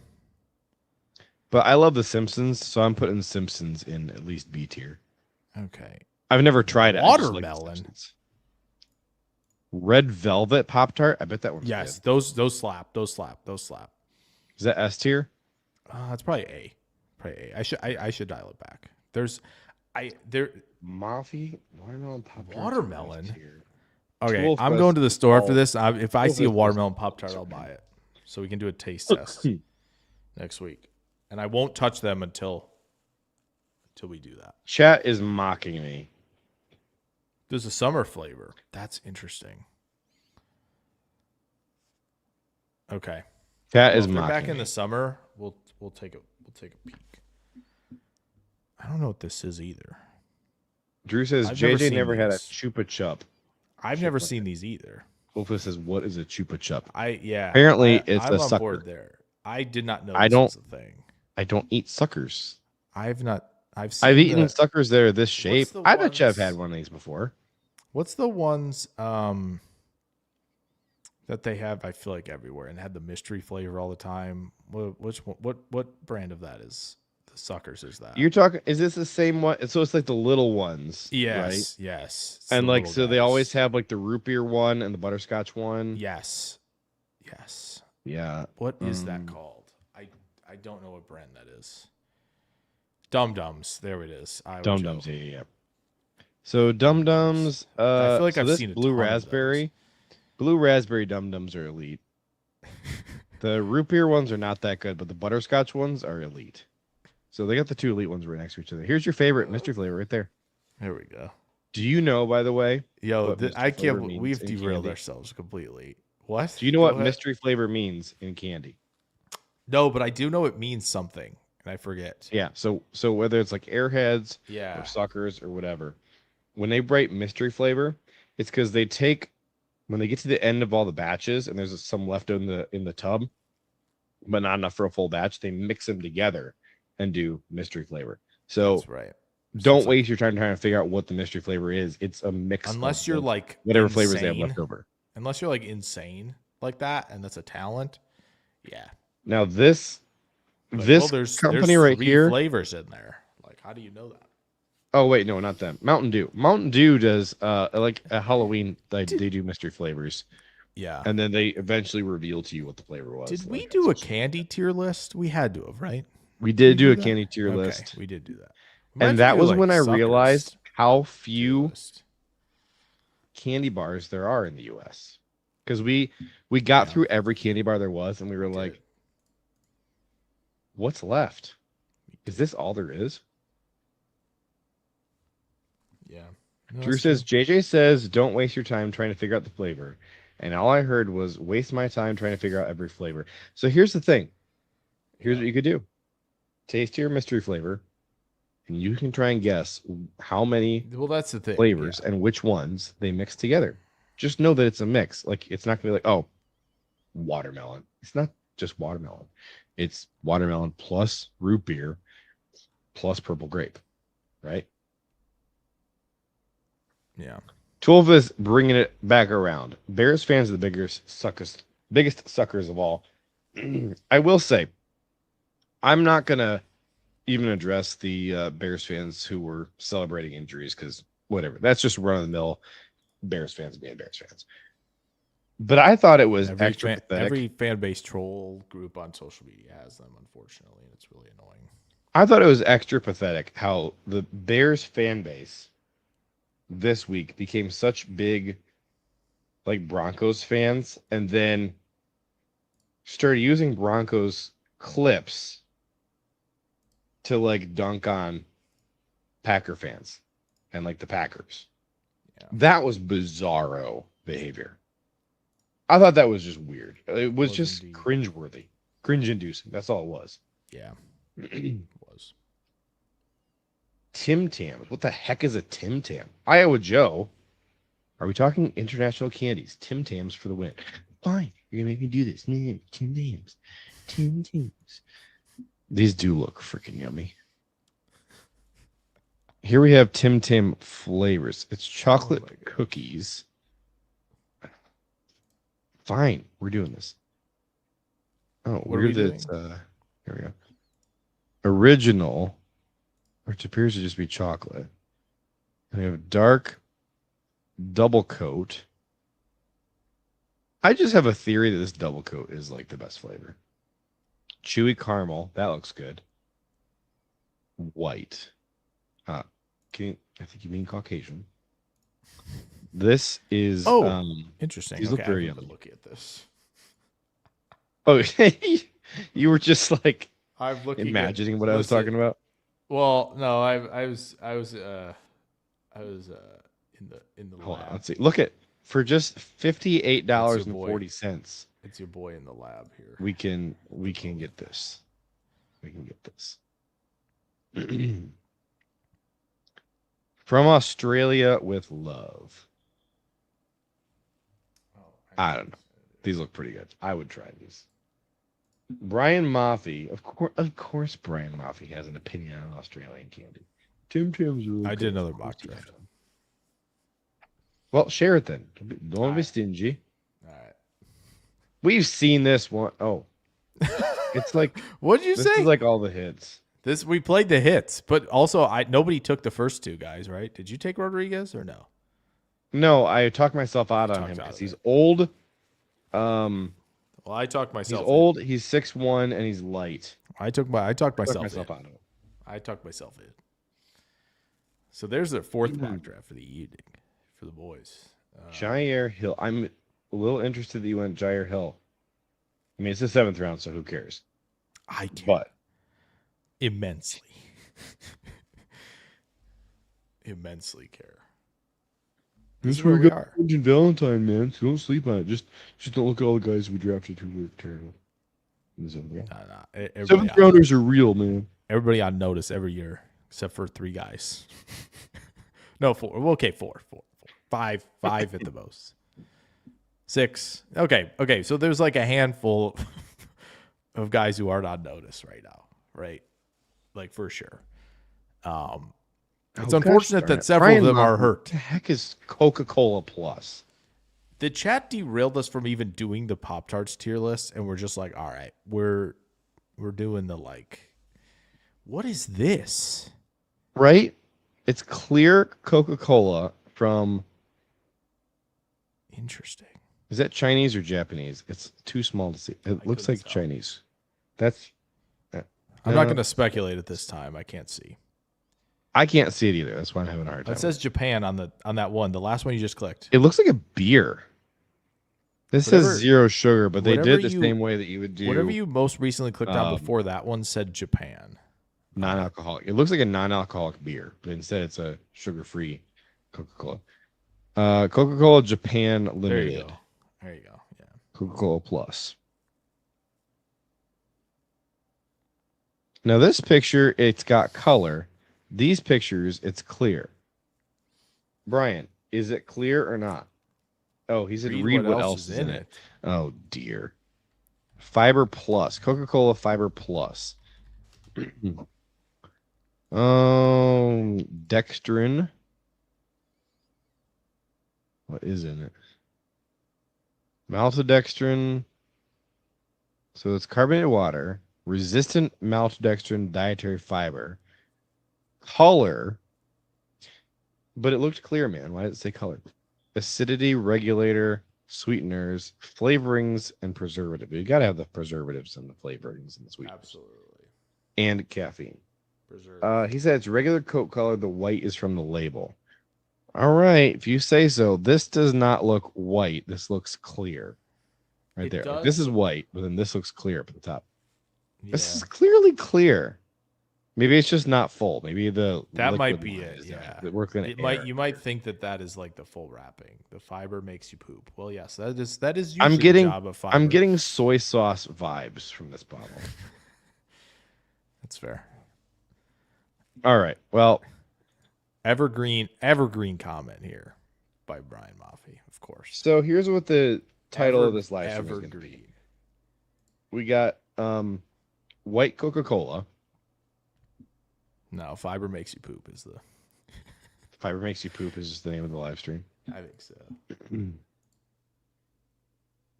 All right.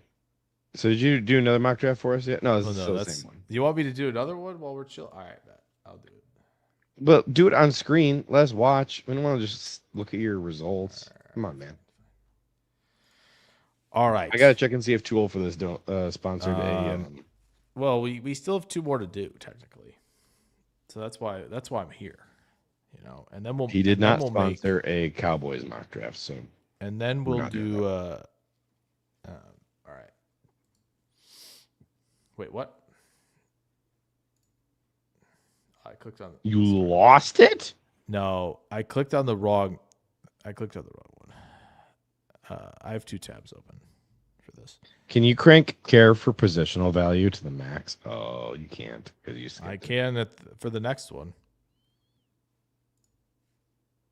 All right. Toolfist says I have $20 for the next week. 13 seconds to pick. 13 seconds to pick. Who we pick? I can. That resonates with me. 13 seconds to pick. Give me 60 and 100, and you got yourself a deal. Dang it. Draft Jake Slaughter. We have moved back to a little. We got all these great picks. Okay. Yeah? All right. We haven't done that. You want to do that? JJ? We're on Slaughter? Yeah, let's do Slaughter. All right. Draft the center. He ain't a guard, but. Draft the center. Packers hate guards, anyways. All right. Can we draft Julian? Omar Cooper Jr.? Do that. I'm going to draft Omar Cooper Jr.? No, I don't. I'm always down. Oh, all right. I don't. I want to go heavy in the trenches. World? Let's go heavy in the trenches with guys we haven't taken yet today. All right, well, that would be World. Mafi says CJ Daniels. Daniels? Drew says Jake Slaughter. CJ Well, Daniels. we took Jake Slaughter, so congrats. Who him? Go heavy on the trenches. I don't see Search Daniels. Search Daniels. I don't see him. There's no CJ Daniels in Brian's trolling us. freaking simulator. We on the train here? What we not like? 6'5", 313. Isn't he the Quebec? Isn't he the 6'5" center? No. No.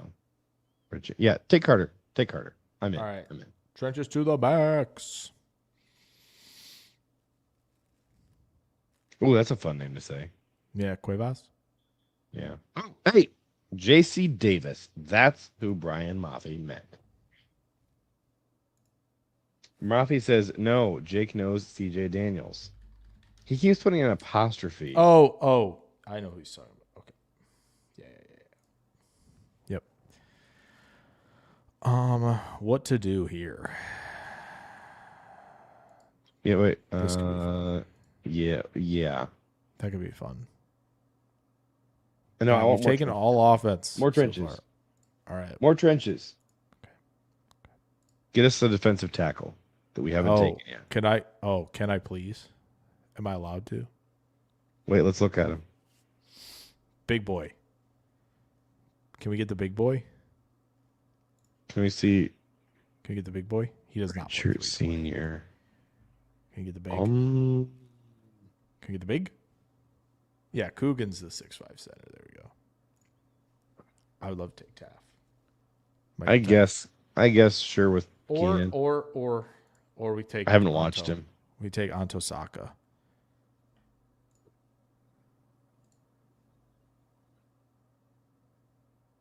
Keenan is a better stack house, says Brian. I'd rather go defensive tackle because we don't have any.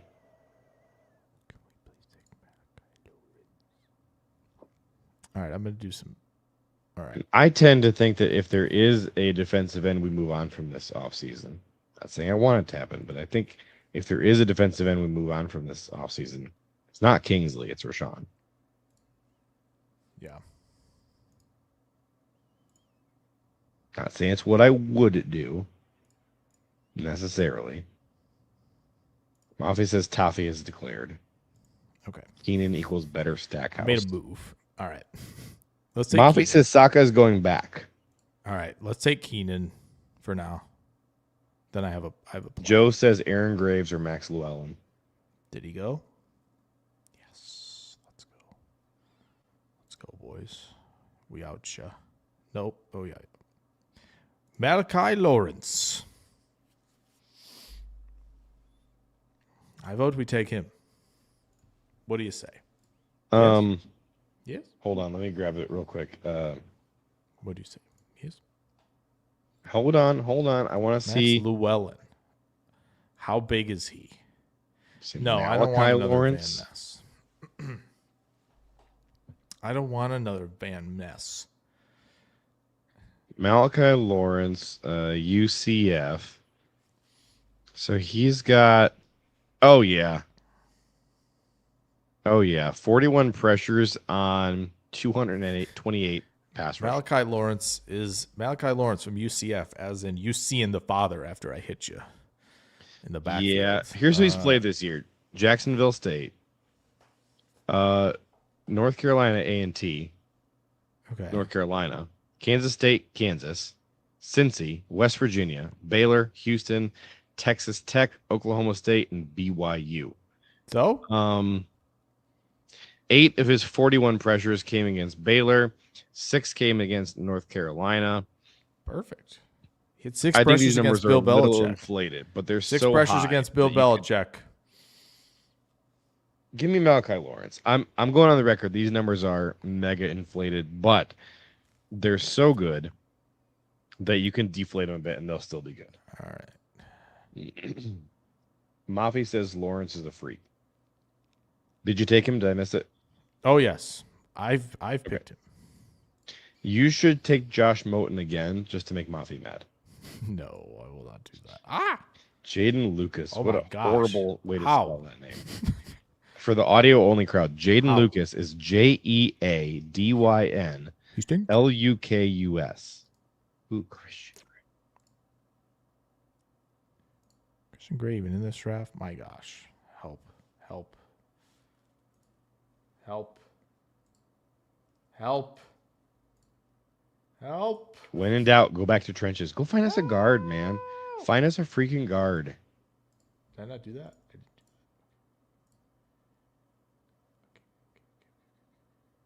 Oh, look. Ethan Onion was sitting right there. Let's do that. Wait, let me find a guard. I can find a guard. All right, so there are no guards. Let me find a guard. Let me find a guard. Let me find a guard. I will find one.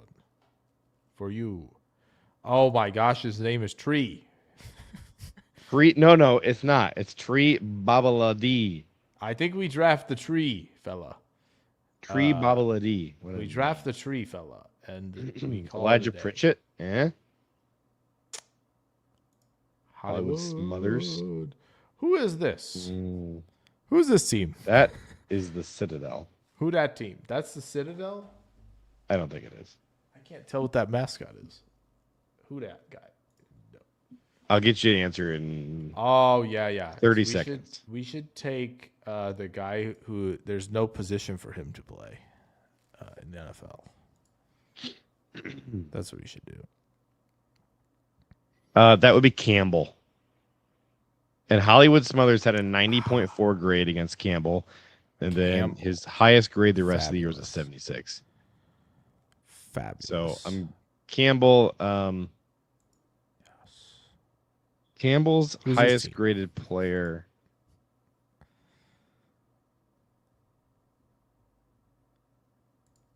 So let's go do we dare? linebacker Logan Livermon. Do we dare? Who we got? Do we do it again? Do we do it again? Do we do it? You say his first name Clev or Cleve? I Lubin? don't know. Clev Lubin? It's a great. Yeah, let's do it. Let's take him. This is trenches. This counts. Sure, yeah, I guess. Counts. I guess. It's not what I call trenches per se. He's technically Well, we it's can still technically take trenches the IGB. way that like tight end is trenches. We can still take No, it's IGB more here. like- it's more like how We can still take IGB here. yeah, I'm good with it. I like IGB. Take IGB. Mafia is crapping on IGB, calling him super inconsistent. That was true a year ago. I do not agree that he's been super inconsistent this year. I really want to take Doubs so bad. Could take a little Sam Roosh. No. Stanford and didn't play anybody. Matthew Hibner.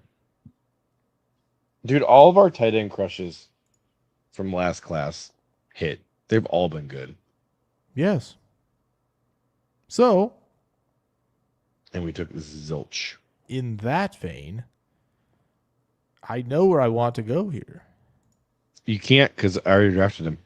Well, I drafted IGB and we took him. So, Well, two wrongs don't make a right. can I please? Can Can I? we see his size real quick? No, we don't. This no, is we wide don't- receiver No, Brendan Thompson. we don't have to do from that. Mississippi We State. don't have to. Can we see his size, please? No, we don't have to do I missed that. it. Is he super No. tiny? No, we He's 5'9". we don't have to. We don't have to do this. We don't have to. We don't have to do this. He We don't is have- 5'9". I We called don't it. have to look at this. We don't Now, have to granted, look I at know it. you actually put it on the screen, but I have to look wasn't at it. looking when you did. We don't have to look at it. He gets open. 5'9", 170. He gets open. He's fast. Kevin He's Coleman. explosive. Look, do you want to take Yeah. a potentially good player, Yes. or do you want to take a player who Brian Gutekunst has heard of? Yes. I said, or. Yes. We're not doing it. I am vetoing. Come on. If you're not going to take a trench player, Ooh. then take a corner. I'm the least draft for need guy Fine. you've ever met, Snowden. and you know that. Edward Snowden. But we have some Let's take Edward horrifically Snowden. ignored The needs third. on this roster, and it's The it's third. tough. Edward Snowden the third. Junior. And normally I would just say let's draft all these in free agency. Perfect. And all we have is just a Perfect. This is couple of perfect. things. This is what I want to see. Nothing. This right This here. is it right here. No notes. Blank slate at Marshall. No preconceived No notes. 10 out I of 10, think that's what it is right there. That's what I want. That guy has 2 last names. Smith Soden does have 2 last names. And he plays offense as well. So he's got receptions. Yeah, that's what we really need is another two-way player who can't get on the Yeah. That is what I would love. Look at this. Play some slot, play some corner, play deep. How play is it that our receiver. two-way guy? How is it that our two-way guy This is like drafting Travis Hunter. can't get on the field as But a not. corner, but can get on the field as a wide receiver? Explain that. Halfley needs an empty canvas is like such a perfect encapsulation. Let's do Well, this. Open wanna up do this. Can we do this for Keisean fun? Nixon's head, and you got one right there. What else do we need? Metaphorically, We need a with guard, right? You want us to take a guard. a medical machine that lets you see inside a head without cutting it. Can we take a guard? Parker Brailsford? A center? He's a center. Question mark? 290. He's a center. 6'2", 290. He's 22 years old. You get a little Jason Kelsey vibes with the movement. Take him. Take him. Take him? Started playing guard? No. One of these guys is gonna win, and the other guy is gonna get shipped out. What are we doing? All right. Hopefully blank slate guy is available here. Please. Yes. Blank slate. Do we do it? Yep. Okay. Oh man. Mafia says Brailsford is 6'0". That's fine. He's a center. It is what it is. That's fine. Water will play right guard. We'll finally have our right We guard. make some trades. We drafted just a bunch of dudes, and we'll make it work. This might be the worst mock Maybe draft. the coaches need to just do their jobs. Make these players good. All right? Gosh. Could you imagine being the coaches and then getting handed this pile? Like, thanks, Goody. Appreciate that one. Hey, what do you want? There's 3 trench Ring-a-ding players ding. on both sides of the ball. Figure it out. Thanks for the Halfley, put him up. Put this draft. guy on the map. Look forward He to got a B running plus. these 2 center sets. PFF said this was a B plus, so we're doing it. Make him a B plus. I hate player. my We got one more, Parker, right? Parker Brailsford pick. We got one more, right? Let's go. That right there was the mock draft we don't need to screenshot or ever revisit. All right. Let's cook. Oh wait, this one. Hold on. Okay. This one. I know Let's we go haven't picked predictive. We haven't Okay. picked yet. This is We not haven't picked what him. do we want. It's We haven't go picked him. predictive. We haven't picked him. Oh, Wait, who'd you pick? predictive? Like Yeah, just straight go up. Okay. predictive. All right. What do we not need? Exactly. What do we not need? Exactly. What do we not need? First pick is going to Running be back. Jonah Coleman. Jadarian first pick Price. is going to be a right tackle or a running back. No, it won't be a running back because we have MarShawn Lloyd, and so that's why they won't take running back. So first pick is going to be a linebacker. It's going to be a linebacker. Oh, okay. We're good. Yep. Yeah. Tell me I'm wrong. Yep. It's going to be an SEC linebacker. That's the guy right there. That, No, he's 5'10", he's 227. small. I know he's 20 years old. I get it. I missed that he was 5'10" when I said that. I know. No. We're not in the 250s. Hold on. Gosh. Perkins. Scared. All right. Toolsy players. No, it's gonna be a linebacker. I'm There telling we you, go. linebacker. Here we go. Oh, That's why he wasn't available, because he was already taken. That's why I couldn't find him. Yeah.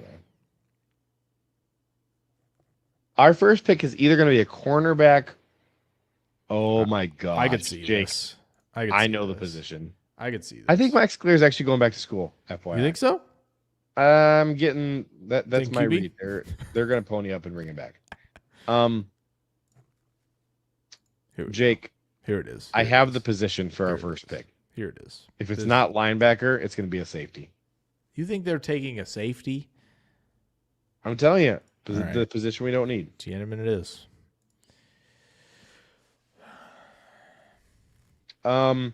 Potentially, yes, but let's see if there's Tiananmen. SEC guys. I know you want McNeil Warren. Like, I get it. And that's why they won't take him. Ramsey's played slot, I think, as well. Yeah. They're not. No, this is not what they're taking. They're taking. No, Maybe he can't. Oh, Keisean Sapp. That's who it is. He That's who can't. it is. No, that's who we're they're in the taking. second round, JJ. We're not doing this. People pay good money. Second, bro. It's December. It's December. We should guarantee you back. Their first pick right now. We should take the running in back. December. Currently, is going to be going like the 300s. Use my donut on a late round long snapper. And he's going to shoot up like a rocket right before. There's no long snappers, bro. We're definitely going to do that for you in the future. The long snappers. Okay, give me Tiananmen or Keisean Sapp as the first pick. All right, we'll take. I actually don't hate. We'll take it. The Kamari Ramsey pick for Goody. Tiananmen. Hold on. Can we compare the sizes of sure and Ramsey? 6'5", 205, red shirt. 6 foot, 205. 6 foot 205. 6 foot 205, 6 foot 205. One's a redshirt junior, one's a junior. Well, they'll take the slightly young True junior guy. True junior. Do it. We're doing it. Do it. Yep. Let's get him in.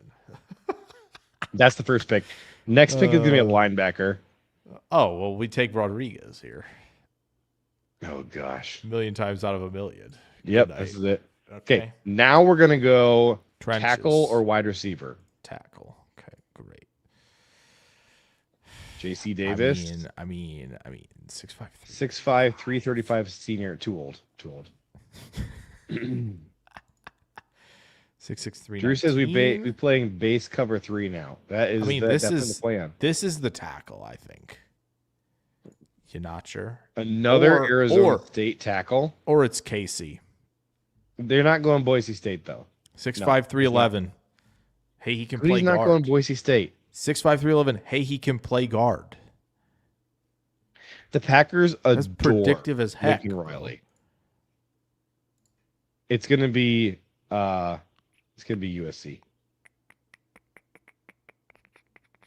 What's USC? But you know how obnoxious it would be if they took center. I think it's let Sean Ryan walk in free agency.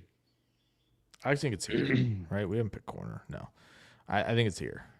I think it's Will Lee. That's fine. You can take Will Lee. I think it's Will Lee. SEC corner. SEC corner.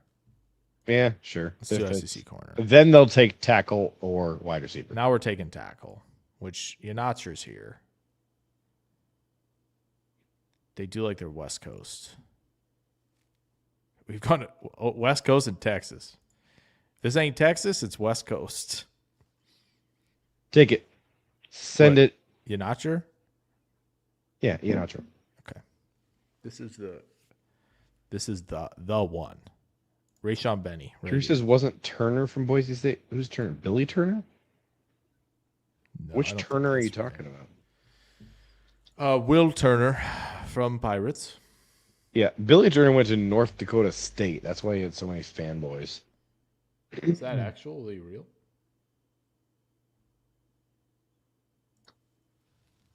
Was he really? Oh wow, he was. Yeah, it was. 2014 third round pick, North Dakota State. I think this is the move here. I do feel pretty good about all this. Brian Maffey's friends know that he went to North Dakota State, though. It's true.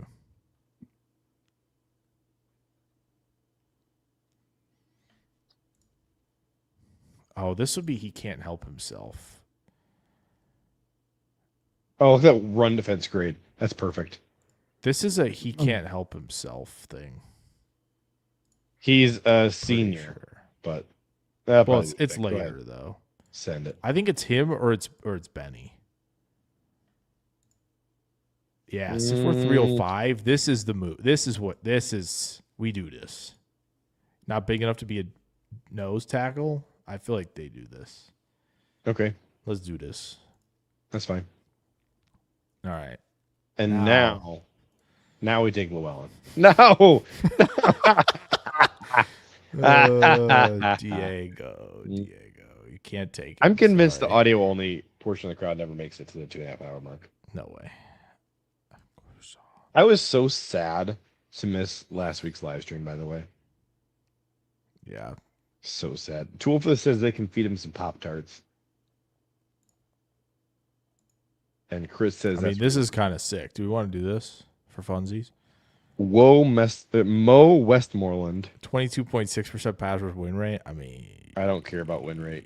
It's a fake stat. I mean, we do that. Win rate is the fakest stat there is.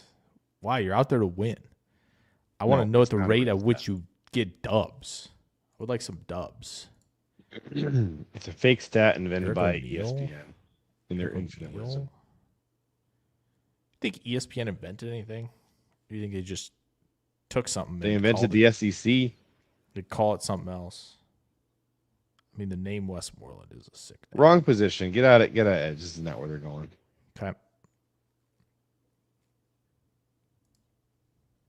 Oh my gosh. John Michael Gillen. Oh. Drop rate of 11%. Brian Maffey says that Run Oscar block Delp. 38. Hold on. Brian Maffey says Oscar Delp is Musgrave. I have to vehemently disagree with him on that. This is Musgrave. How athletic is John Michael Gillenborg? This is Musgrave. AKA how fast is he? If he's anywhere near these numbers, this is Musgrave. Drop rate, run block grade, that is so on the nose. Look at the competition he's played against, too. Look at this. Hold on. Look at the game. So on the nose, it's crazy. This is the comp. Akron? Is that Akron, the first one?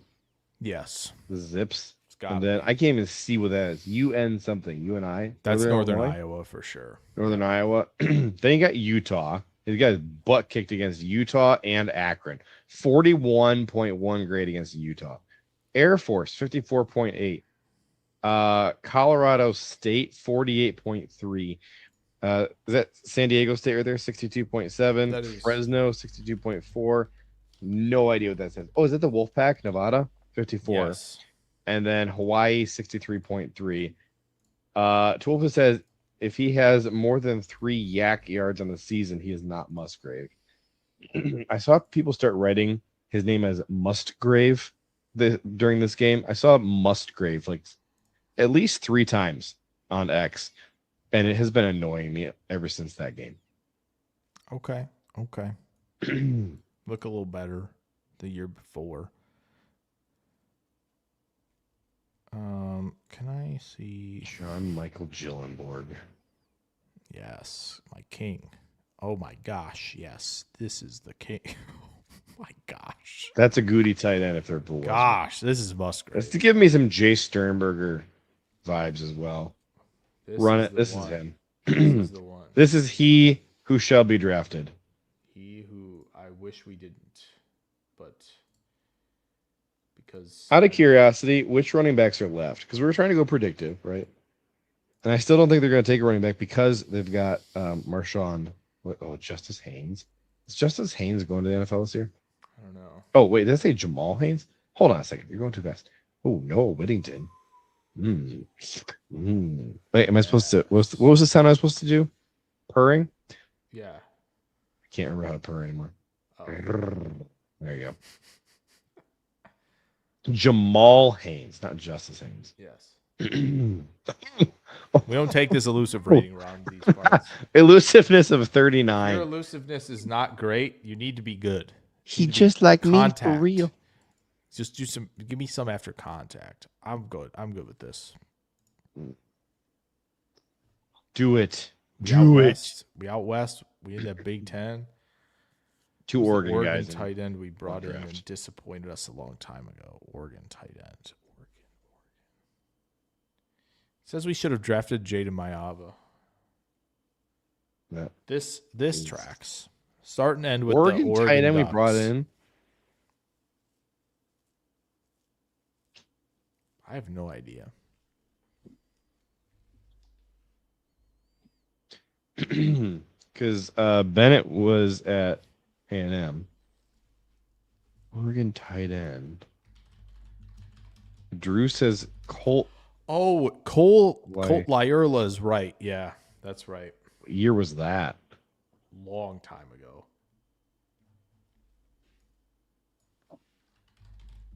Before I started writing about the Packers in 2018.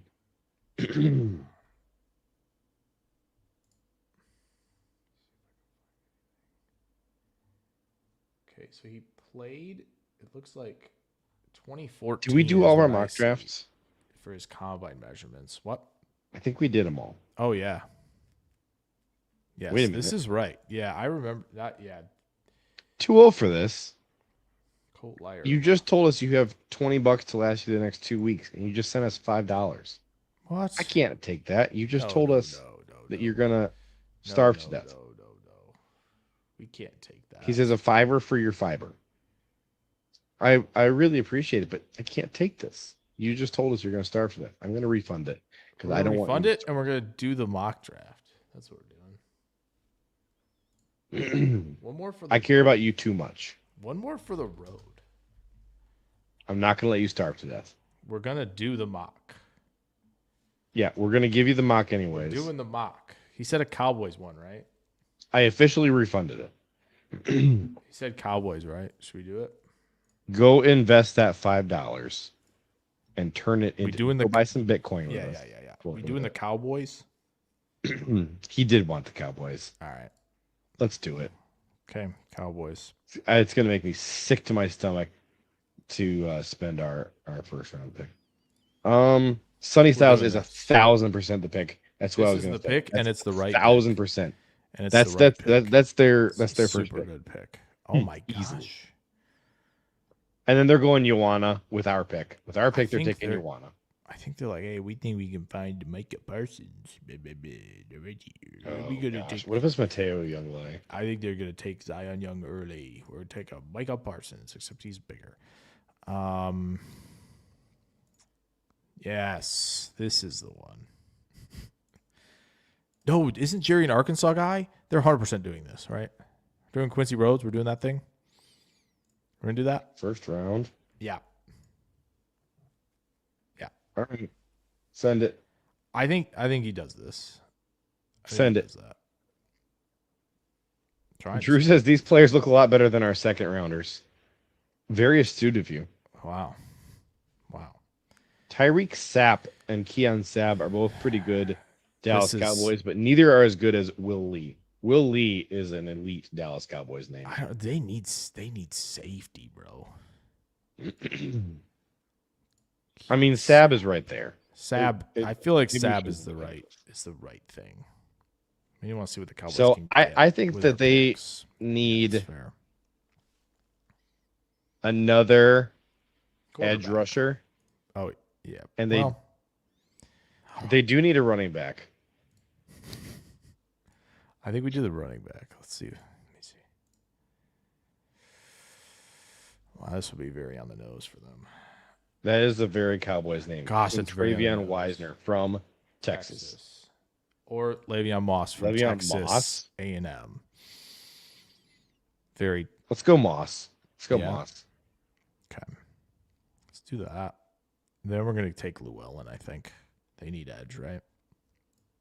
He's still there. Oh, there he is. Yeah. Go for Let's take Llewellyn. it. And then what else? They maybe some offensive line reinforcements. Okay, they only have one more pick left, though. offensive Uh, line reinforcements. Yeah, I would say. little something. What if they trade next year, one of next year's firsts, for another pick this year?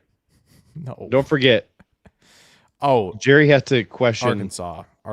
how many draft picks in the future he's still going to be alive. Arkansas. Carmona. For sure. I wonder if they trade one of their 2027 first round picks For what for a though? first round pick this year. A first round pick this year. Well, we can't do that. We are too far. No, I know, but I'm just Oh, speculating out loud. Just spitballing. Le'Veon Moss is an elite football name. It really is. Drew says they have 2 first years this year. Yeah, I know. And Jerry's going to be dead in like 5 minutes. They want us to draft Rebello Height, who may or may not be an edge rusher at like 225. So no.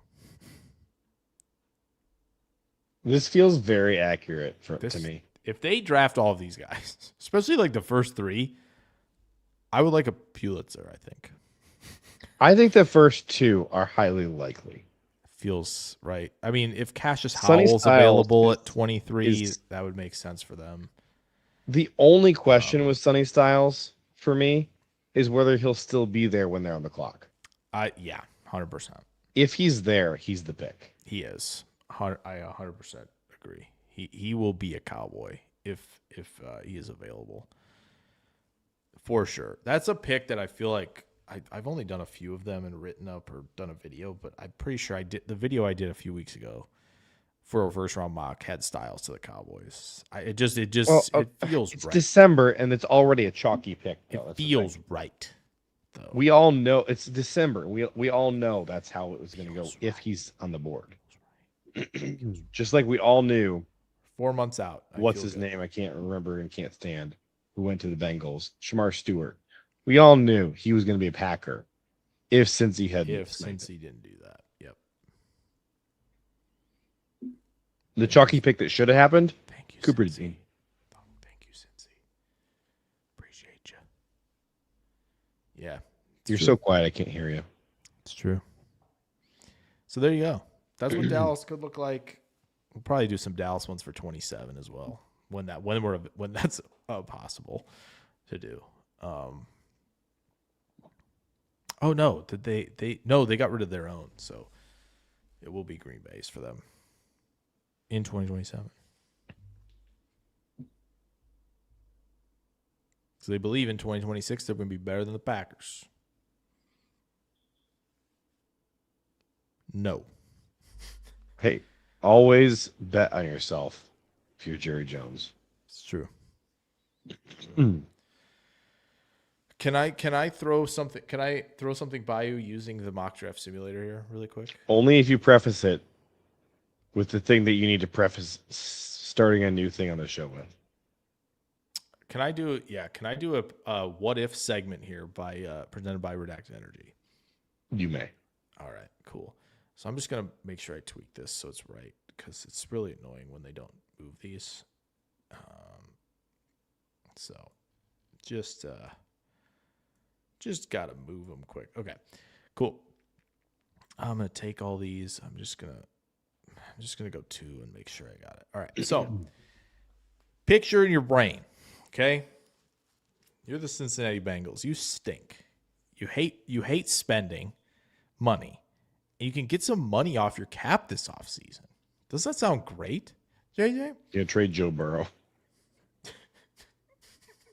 Does that sound great, JJ? We're going to trade Joe Burrow and Jamar Chase. So what if I told you that a team had a couple first-round picks this year and a potential quarterback who is retiring after the season because he's getting old and he had to bring a big old trailer in to make sure his back was okay? And the Bengals say, you know what? We'd like all these nice picks because they're cheaper. Okay? What if we did this? What if we did this for a We already know. We already know. The Kablamo. Bengals hate their fans. Money. Pause for a second. Did you see the Bengals? Obviously, you saw this. Breaking NFL criteria by not shoveling the snow off of their seats for this cold as heck game where the Bengals got shut out. Yeah. They hate their fans with a fiery passion of 10,000 dying suns. They will absolutely trade away Joe Burrow. So Joe Burrow gets to go play potentially with Devontae and Puka. Okay. Here's my problem with it. 3 firsts is not enough. Oh. You're going to have to put one more sweetener in there. Let me take care of this. Equivalent to at least 2 seconds. Byron Young. This is it. Yep. That's it. That's it. I think this is it. Probably. That's it. Byron Young has had a nice year. A lot of pressures. And they're going to do this in a year. They're going to have 3 first-round picks in a year where there's no quarterbacks in the entire draft. This is when they're going to do it. Yeah. And they're going to take Darian Mensah from Duke in the first. Wait, can we do it? Hold on. This is it right here. Hold on. 3 firsts. Can I So and Byron Young. This is I'm it. gonna do this, but I'm gonna hold on. I'm gonna do 2-rounder. I'm gonna control only them, just for kicks and for fun. So you've won the Super Bowl. Congratulations. Because I feel like this is like a pretty accurate thing. Nope. There we go. Okay. You and you. And so this is right. Yep.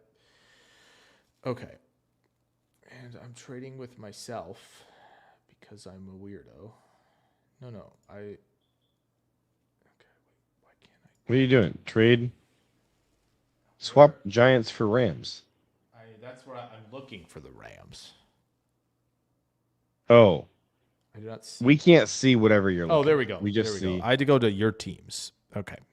So, Okay. I'm going to give all this up. We're going to give Byron Young away. Just so we can see how it looks. Because I feel strongly that this could happen. Okay. Force the trade. Start it. Force a trade. All right. Now, Joe Burrow is a Ram. Now, do the Bengals move up? Do they try and move up with So the we try Giants? Yeah. Do you want to do that? And try and get Fernando. Okay.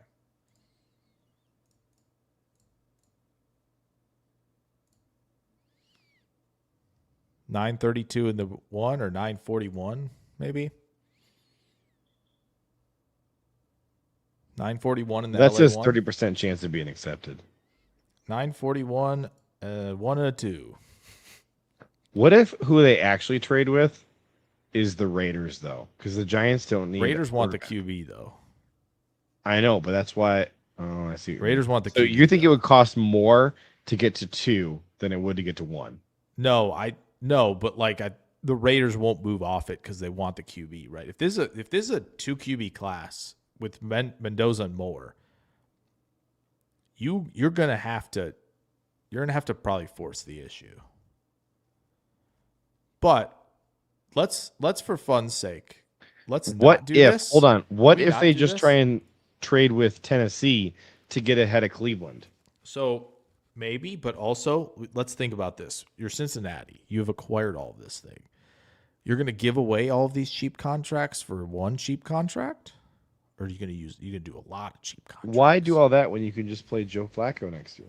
Well, that's also true. So let's you know what? We're going to start this sucker. We're not going to get either one of those QBs, but we could get Do it, Jeremiah. No. So like we take defense.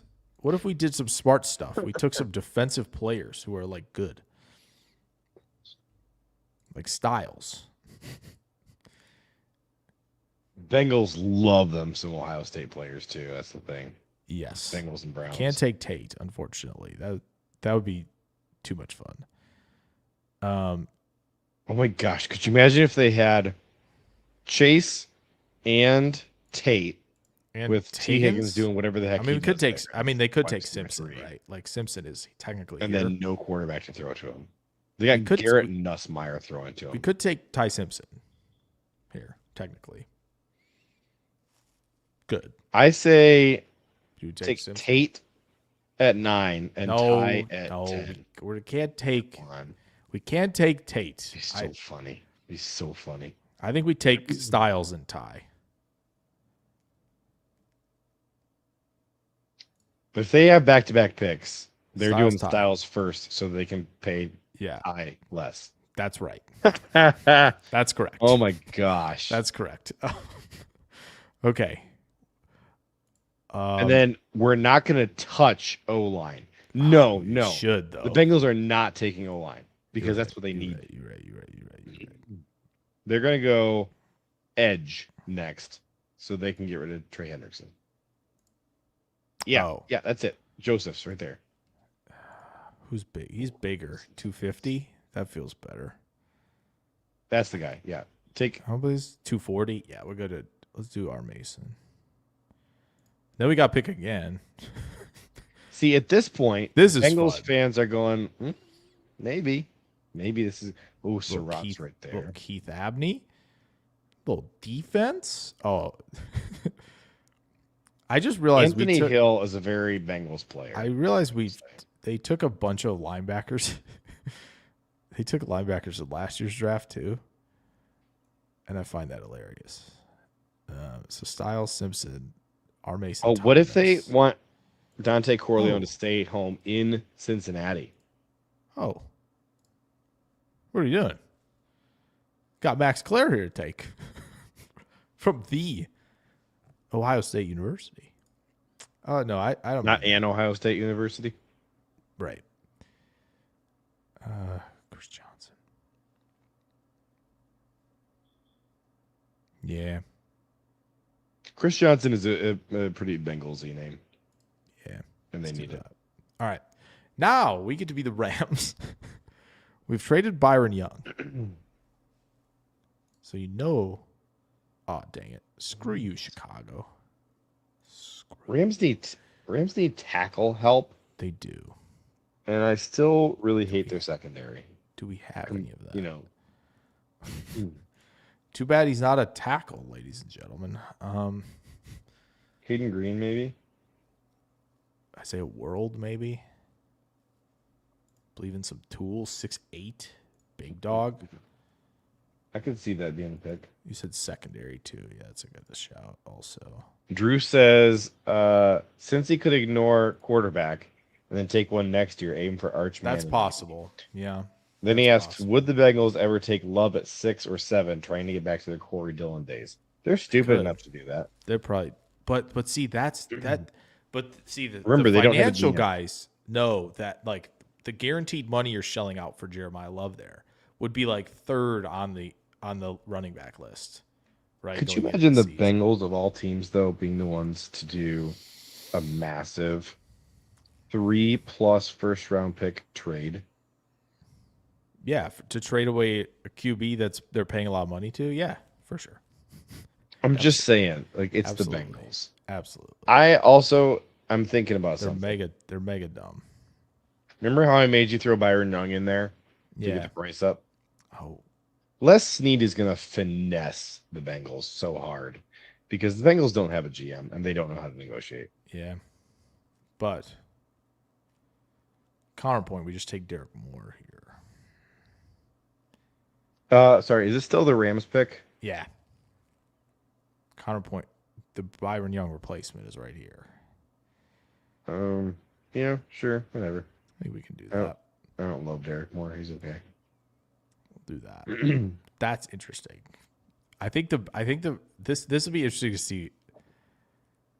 Yeah. You fools.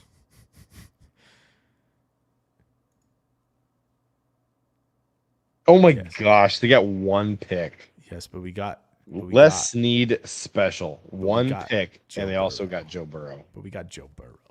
They're just milking this for all it's worth. And this Gosh. would be so interesting. Joe Burrow loses the Super Bowl to the Rams, and then later becomes a Ram. You heard it here first, people, okay? Just want to make sure. I'm gonna need to see We somebody did do this. the jersey swap and put Joe Burrow in a we're Rams talking. uniform. Give me the 5-player across. Burrow, Puka, Verse, Adams. Who else we want to put in there? I would love to put Cam Kinchins in there, but we'll go Braden Fisk. Go Braden Fisk. That Fair. give me that, or you can go Kyron if you want to as well. But Speaking of which, hold on. me that. Do you remember the 2-edge mock that we did? yeah, Weren't my 2 edges Braden Fisk and Jared Verse? Were they not? Isn't that who No. the 2 edges were? no, I think it was Chop and Verse. But I love Jared Verse so much. Because Fisk is a D tackle. I think you got Verse and Chop. I think you did both of those. Verse and Chop. You wouldn't have done- I thought did you do- just. or did you I do thought just now Darius? you said. Did you do I Darius? thought just now you said Chop and Fisk, but you said Chop and Verse. Yeah. Or did you do Darius Okay, Robinson? that sounds and right. It was Verse? Chop and Verse. You're right. Yeah, You're right. that's probably Okay. what it was. Okay. So, Well, Jake, who wins on Saturday? That's the real question. Packers are going to beat the Bears by 1 score, but the game is not actually going to be that close. The Bears, in desperation, are going to put up a garbage time touchdown to make it a 1-score game. It's going to be like a 6-point game. Yeah, it's fair. This could be like a 6-point game. And then I agree. Packers are going to have just game. one division game left against the Vikings. 6-point game. I agree. We got to keep the bit rolling here, right? So you're picking the Bears to win this one? Yeah. Okay. No sense in derailing the bit here, for sure. That's fine. Let's do that. That's fine.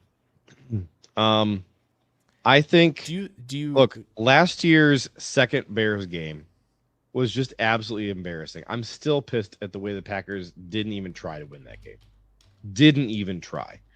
You could tell the coaches didn't care about it. Half the players didn't care about it. We had backups out there. It was so frustrating and so stupid.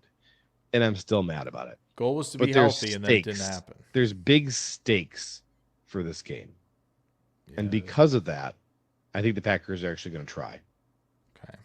It's either going to be a blowout or it's going to be comfortably a 2-possession game until garbage time when the Bears score a touchdown to make it a 6-point game, and then they lose. How do you and feel there's going to be another game-ending interception. Okay. I like it. Here's what I will say. By Caleb Williams. Caleb Williams is going to have the game-ending interception. Whew. I'm calling this. I'll call this one. Terrifying. I would love to see that again. I'm calling Jayden Reed over 100 yards in this game. So this is the thing, too. Dontayvion Wicks basically didn't play against the Bears in the first game. He's going to be a big part of this game. It's going to be a Reed and Wicks game, and Matthew Golden is going to continue his ascent in this game. Agent Zero. Jordan Love is going to have a rushing touchdown. Agent Zero will score in this game. I think he will. It's going to be, well, I think Reed's going to have the yardage. Agent Zero's going to have 3 catches. Golden's going to have 3 touchdowns. Sorry, 3 receptions. Yes. No, Golden's going to have 3 receptions. Yes. Reed is going to have multiple touchdowns. Okay. Wicks is going to have 5 or 6 receptions that go for at least 3 first downs. All right. And Jordan's going to have a rushing touchdown. Okay. I like that. I'm in on that. And one of our injured players who is expected to miss this game will play in this game. Okay. I would kind of prefer it to be Watson. That's fair. But it might be Zach Tom. Zach Tom would be nice. Are we expecting Evan Williams to miss this game? I don't know. I think he's expected to be out for like 2 or 3 games. Okay.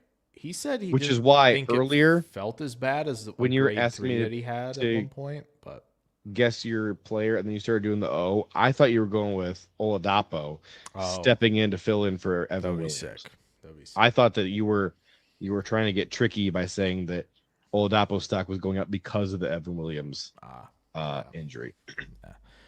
No, that would be cool though. So yeah, I'm gonna go Reed with 100 yards receiving in this one. I'm gonna go Golden with a touchdown. I got Edgerrin Cooper with an interception in this game. He has splashed in some plays where he is taking away those big dig routes over the middle. And so I think if Chicago breaks one of those out, and Ben Johnson has obviously plenty of those in the bag, they've worked on, Jamison Williams getting a lot of those big digs off play action. I feel like it's a really prime spot for Cooper to have a pick in this one. And I'm going to go, I think Sorrell gets a sack in this game. I'm going to call Barryn. I think that I think we should keep our eyes on Lukas Van Ness. For sure. And I'm not saying that because I'm predicting him to have a big game. I'm saying we should watch him because if the Packers are going to have a shot in the playoffs, and Micah Parsons is, as we know, he's done for the year. To a better Lucas place, like Van Ness. Kraft. Lucas Van Ness breaking out, That would I be think is going to massive. be the path. Yeah. If Him it and doesn't Brooks. happen, Him if and it's Brooks, if it's probably. Brooks, Him and Brooks probably. They'll both probably have to. Brooks as a D tackle or as an edge rusher. D tackle. Like I think it has to happen, is what I'm saying. I'm not saying it's going to. I think it has to. I just think we have a lot of options at D tackle. You know, Jordan Riley coming in, Warren Brinson still playing, not playing well, but still playing out there. Yeah. Brooks and Wooden. Yeah. We have a lot of options at D tackle. Iowa Joe. He knows what he's doing. Be careful. He knows what he's doing out here. Let's just say that he is predicting Brenton Cox to be involved. So there's that. Yeah. All right. Jake, it's time. Hand over your heart. Thank you for the therapy, everyone. Talking about Pop-Tarts and Dum-Dums and all that good stuff. This is the picture you get because this is the state of the Packers right now. Yeah. Thank you all so much for the donos, the Yes. jokes, the Pop-Tart tears, all the good stuff. And the other tiers. And the Anchorman. And everything that was good about this live stream. I hope you feel better about the Packers. Or at least about, life Would be as a good. football watcher. Here's the thing. We appreciate you. One more thing. For those who do so, enjoy Packers football. We only got, it's only a handful of weeks left, right? No matter how you slice it. And football in general. If you're in on all of that, just enjoy it because, we do a lot of a long build up to this and, we're week 16 now. So enjoy what you got left of it. The goal is 6-0 against the division. That's the goal. Yeah. If we can do that, 5-1 then we'll say it was a successful end of the stretch here. 5-1 and a playoff win? No, I had 6-0 against the division. That's 6-0, no playoff Get out win, of here. or 5-1 and a playoff win. No, 6-0 and no playoff win. Okay. Screw the playoffs, dude. What if we save the 6-0 These division cornerbacks. win next year for the Super Bowl win that we're going to win? With that, thank you all so much for watching. Go. Oh, I almost said it without giving him credit. In the words of the late great Mr. Ed Policy, go Pack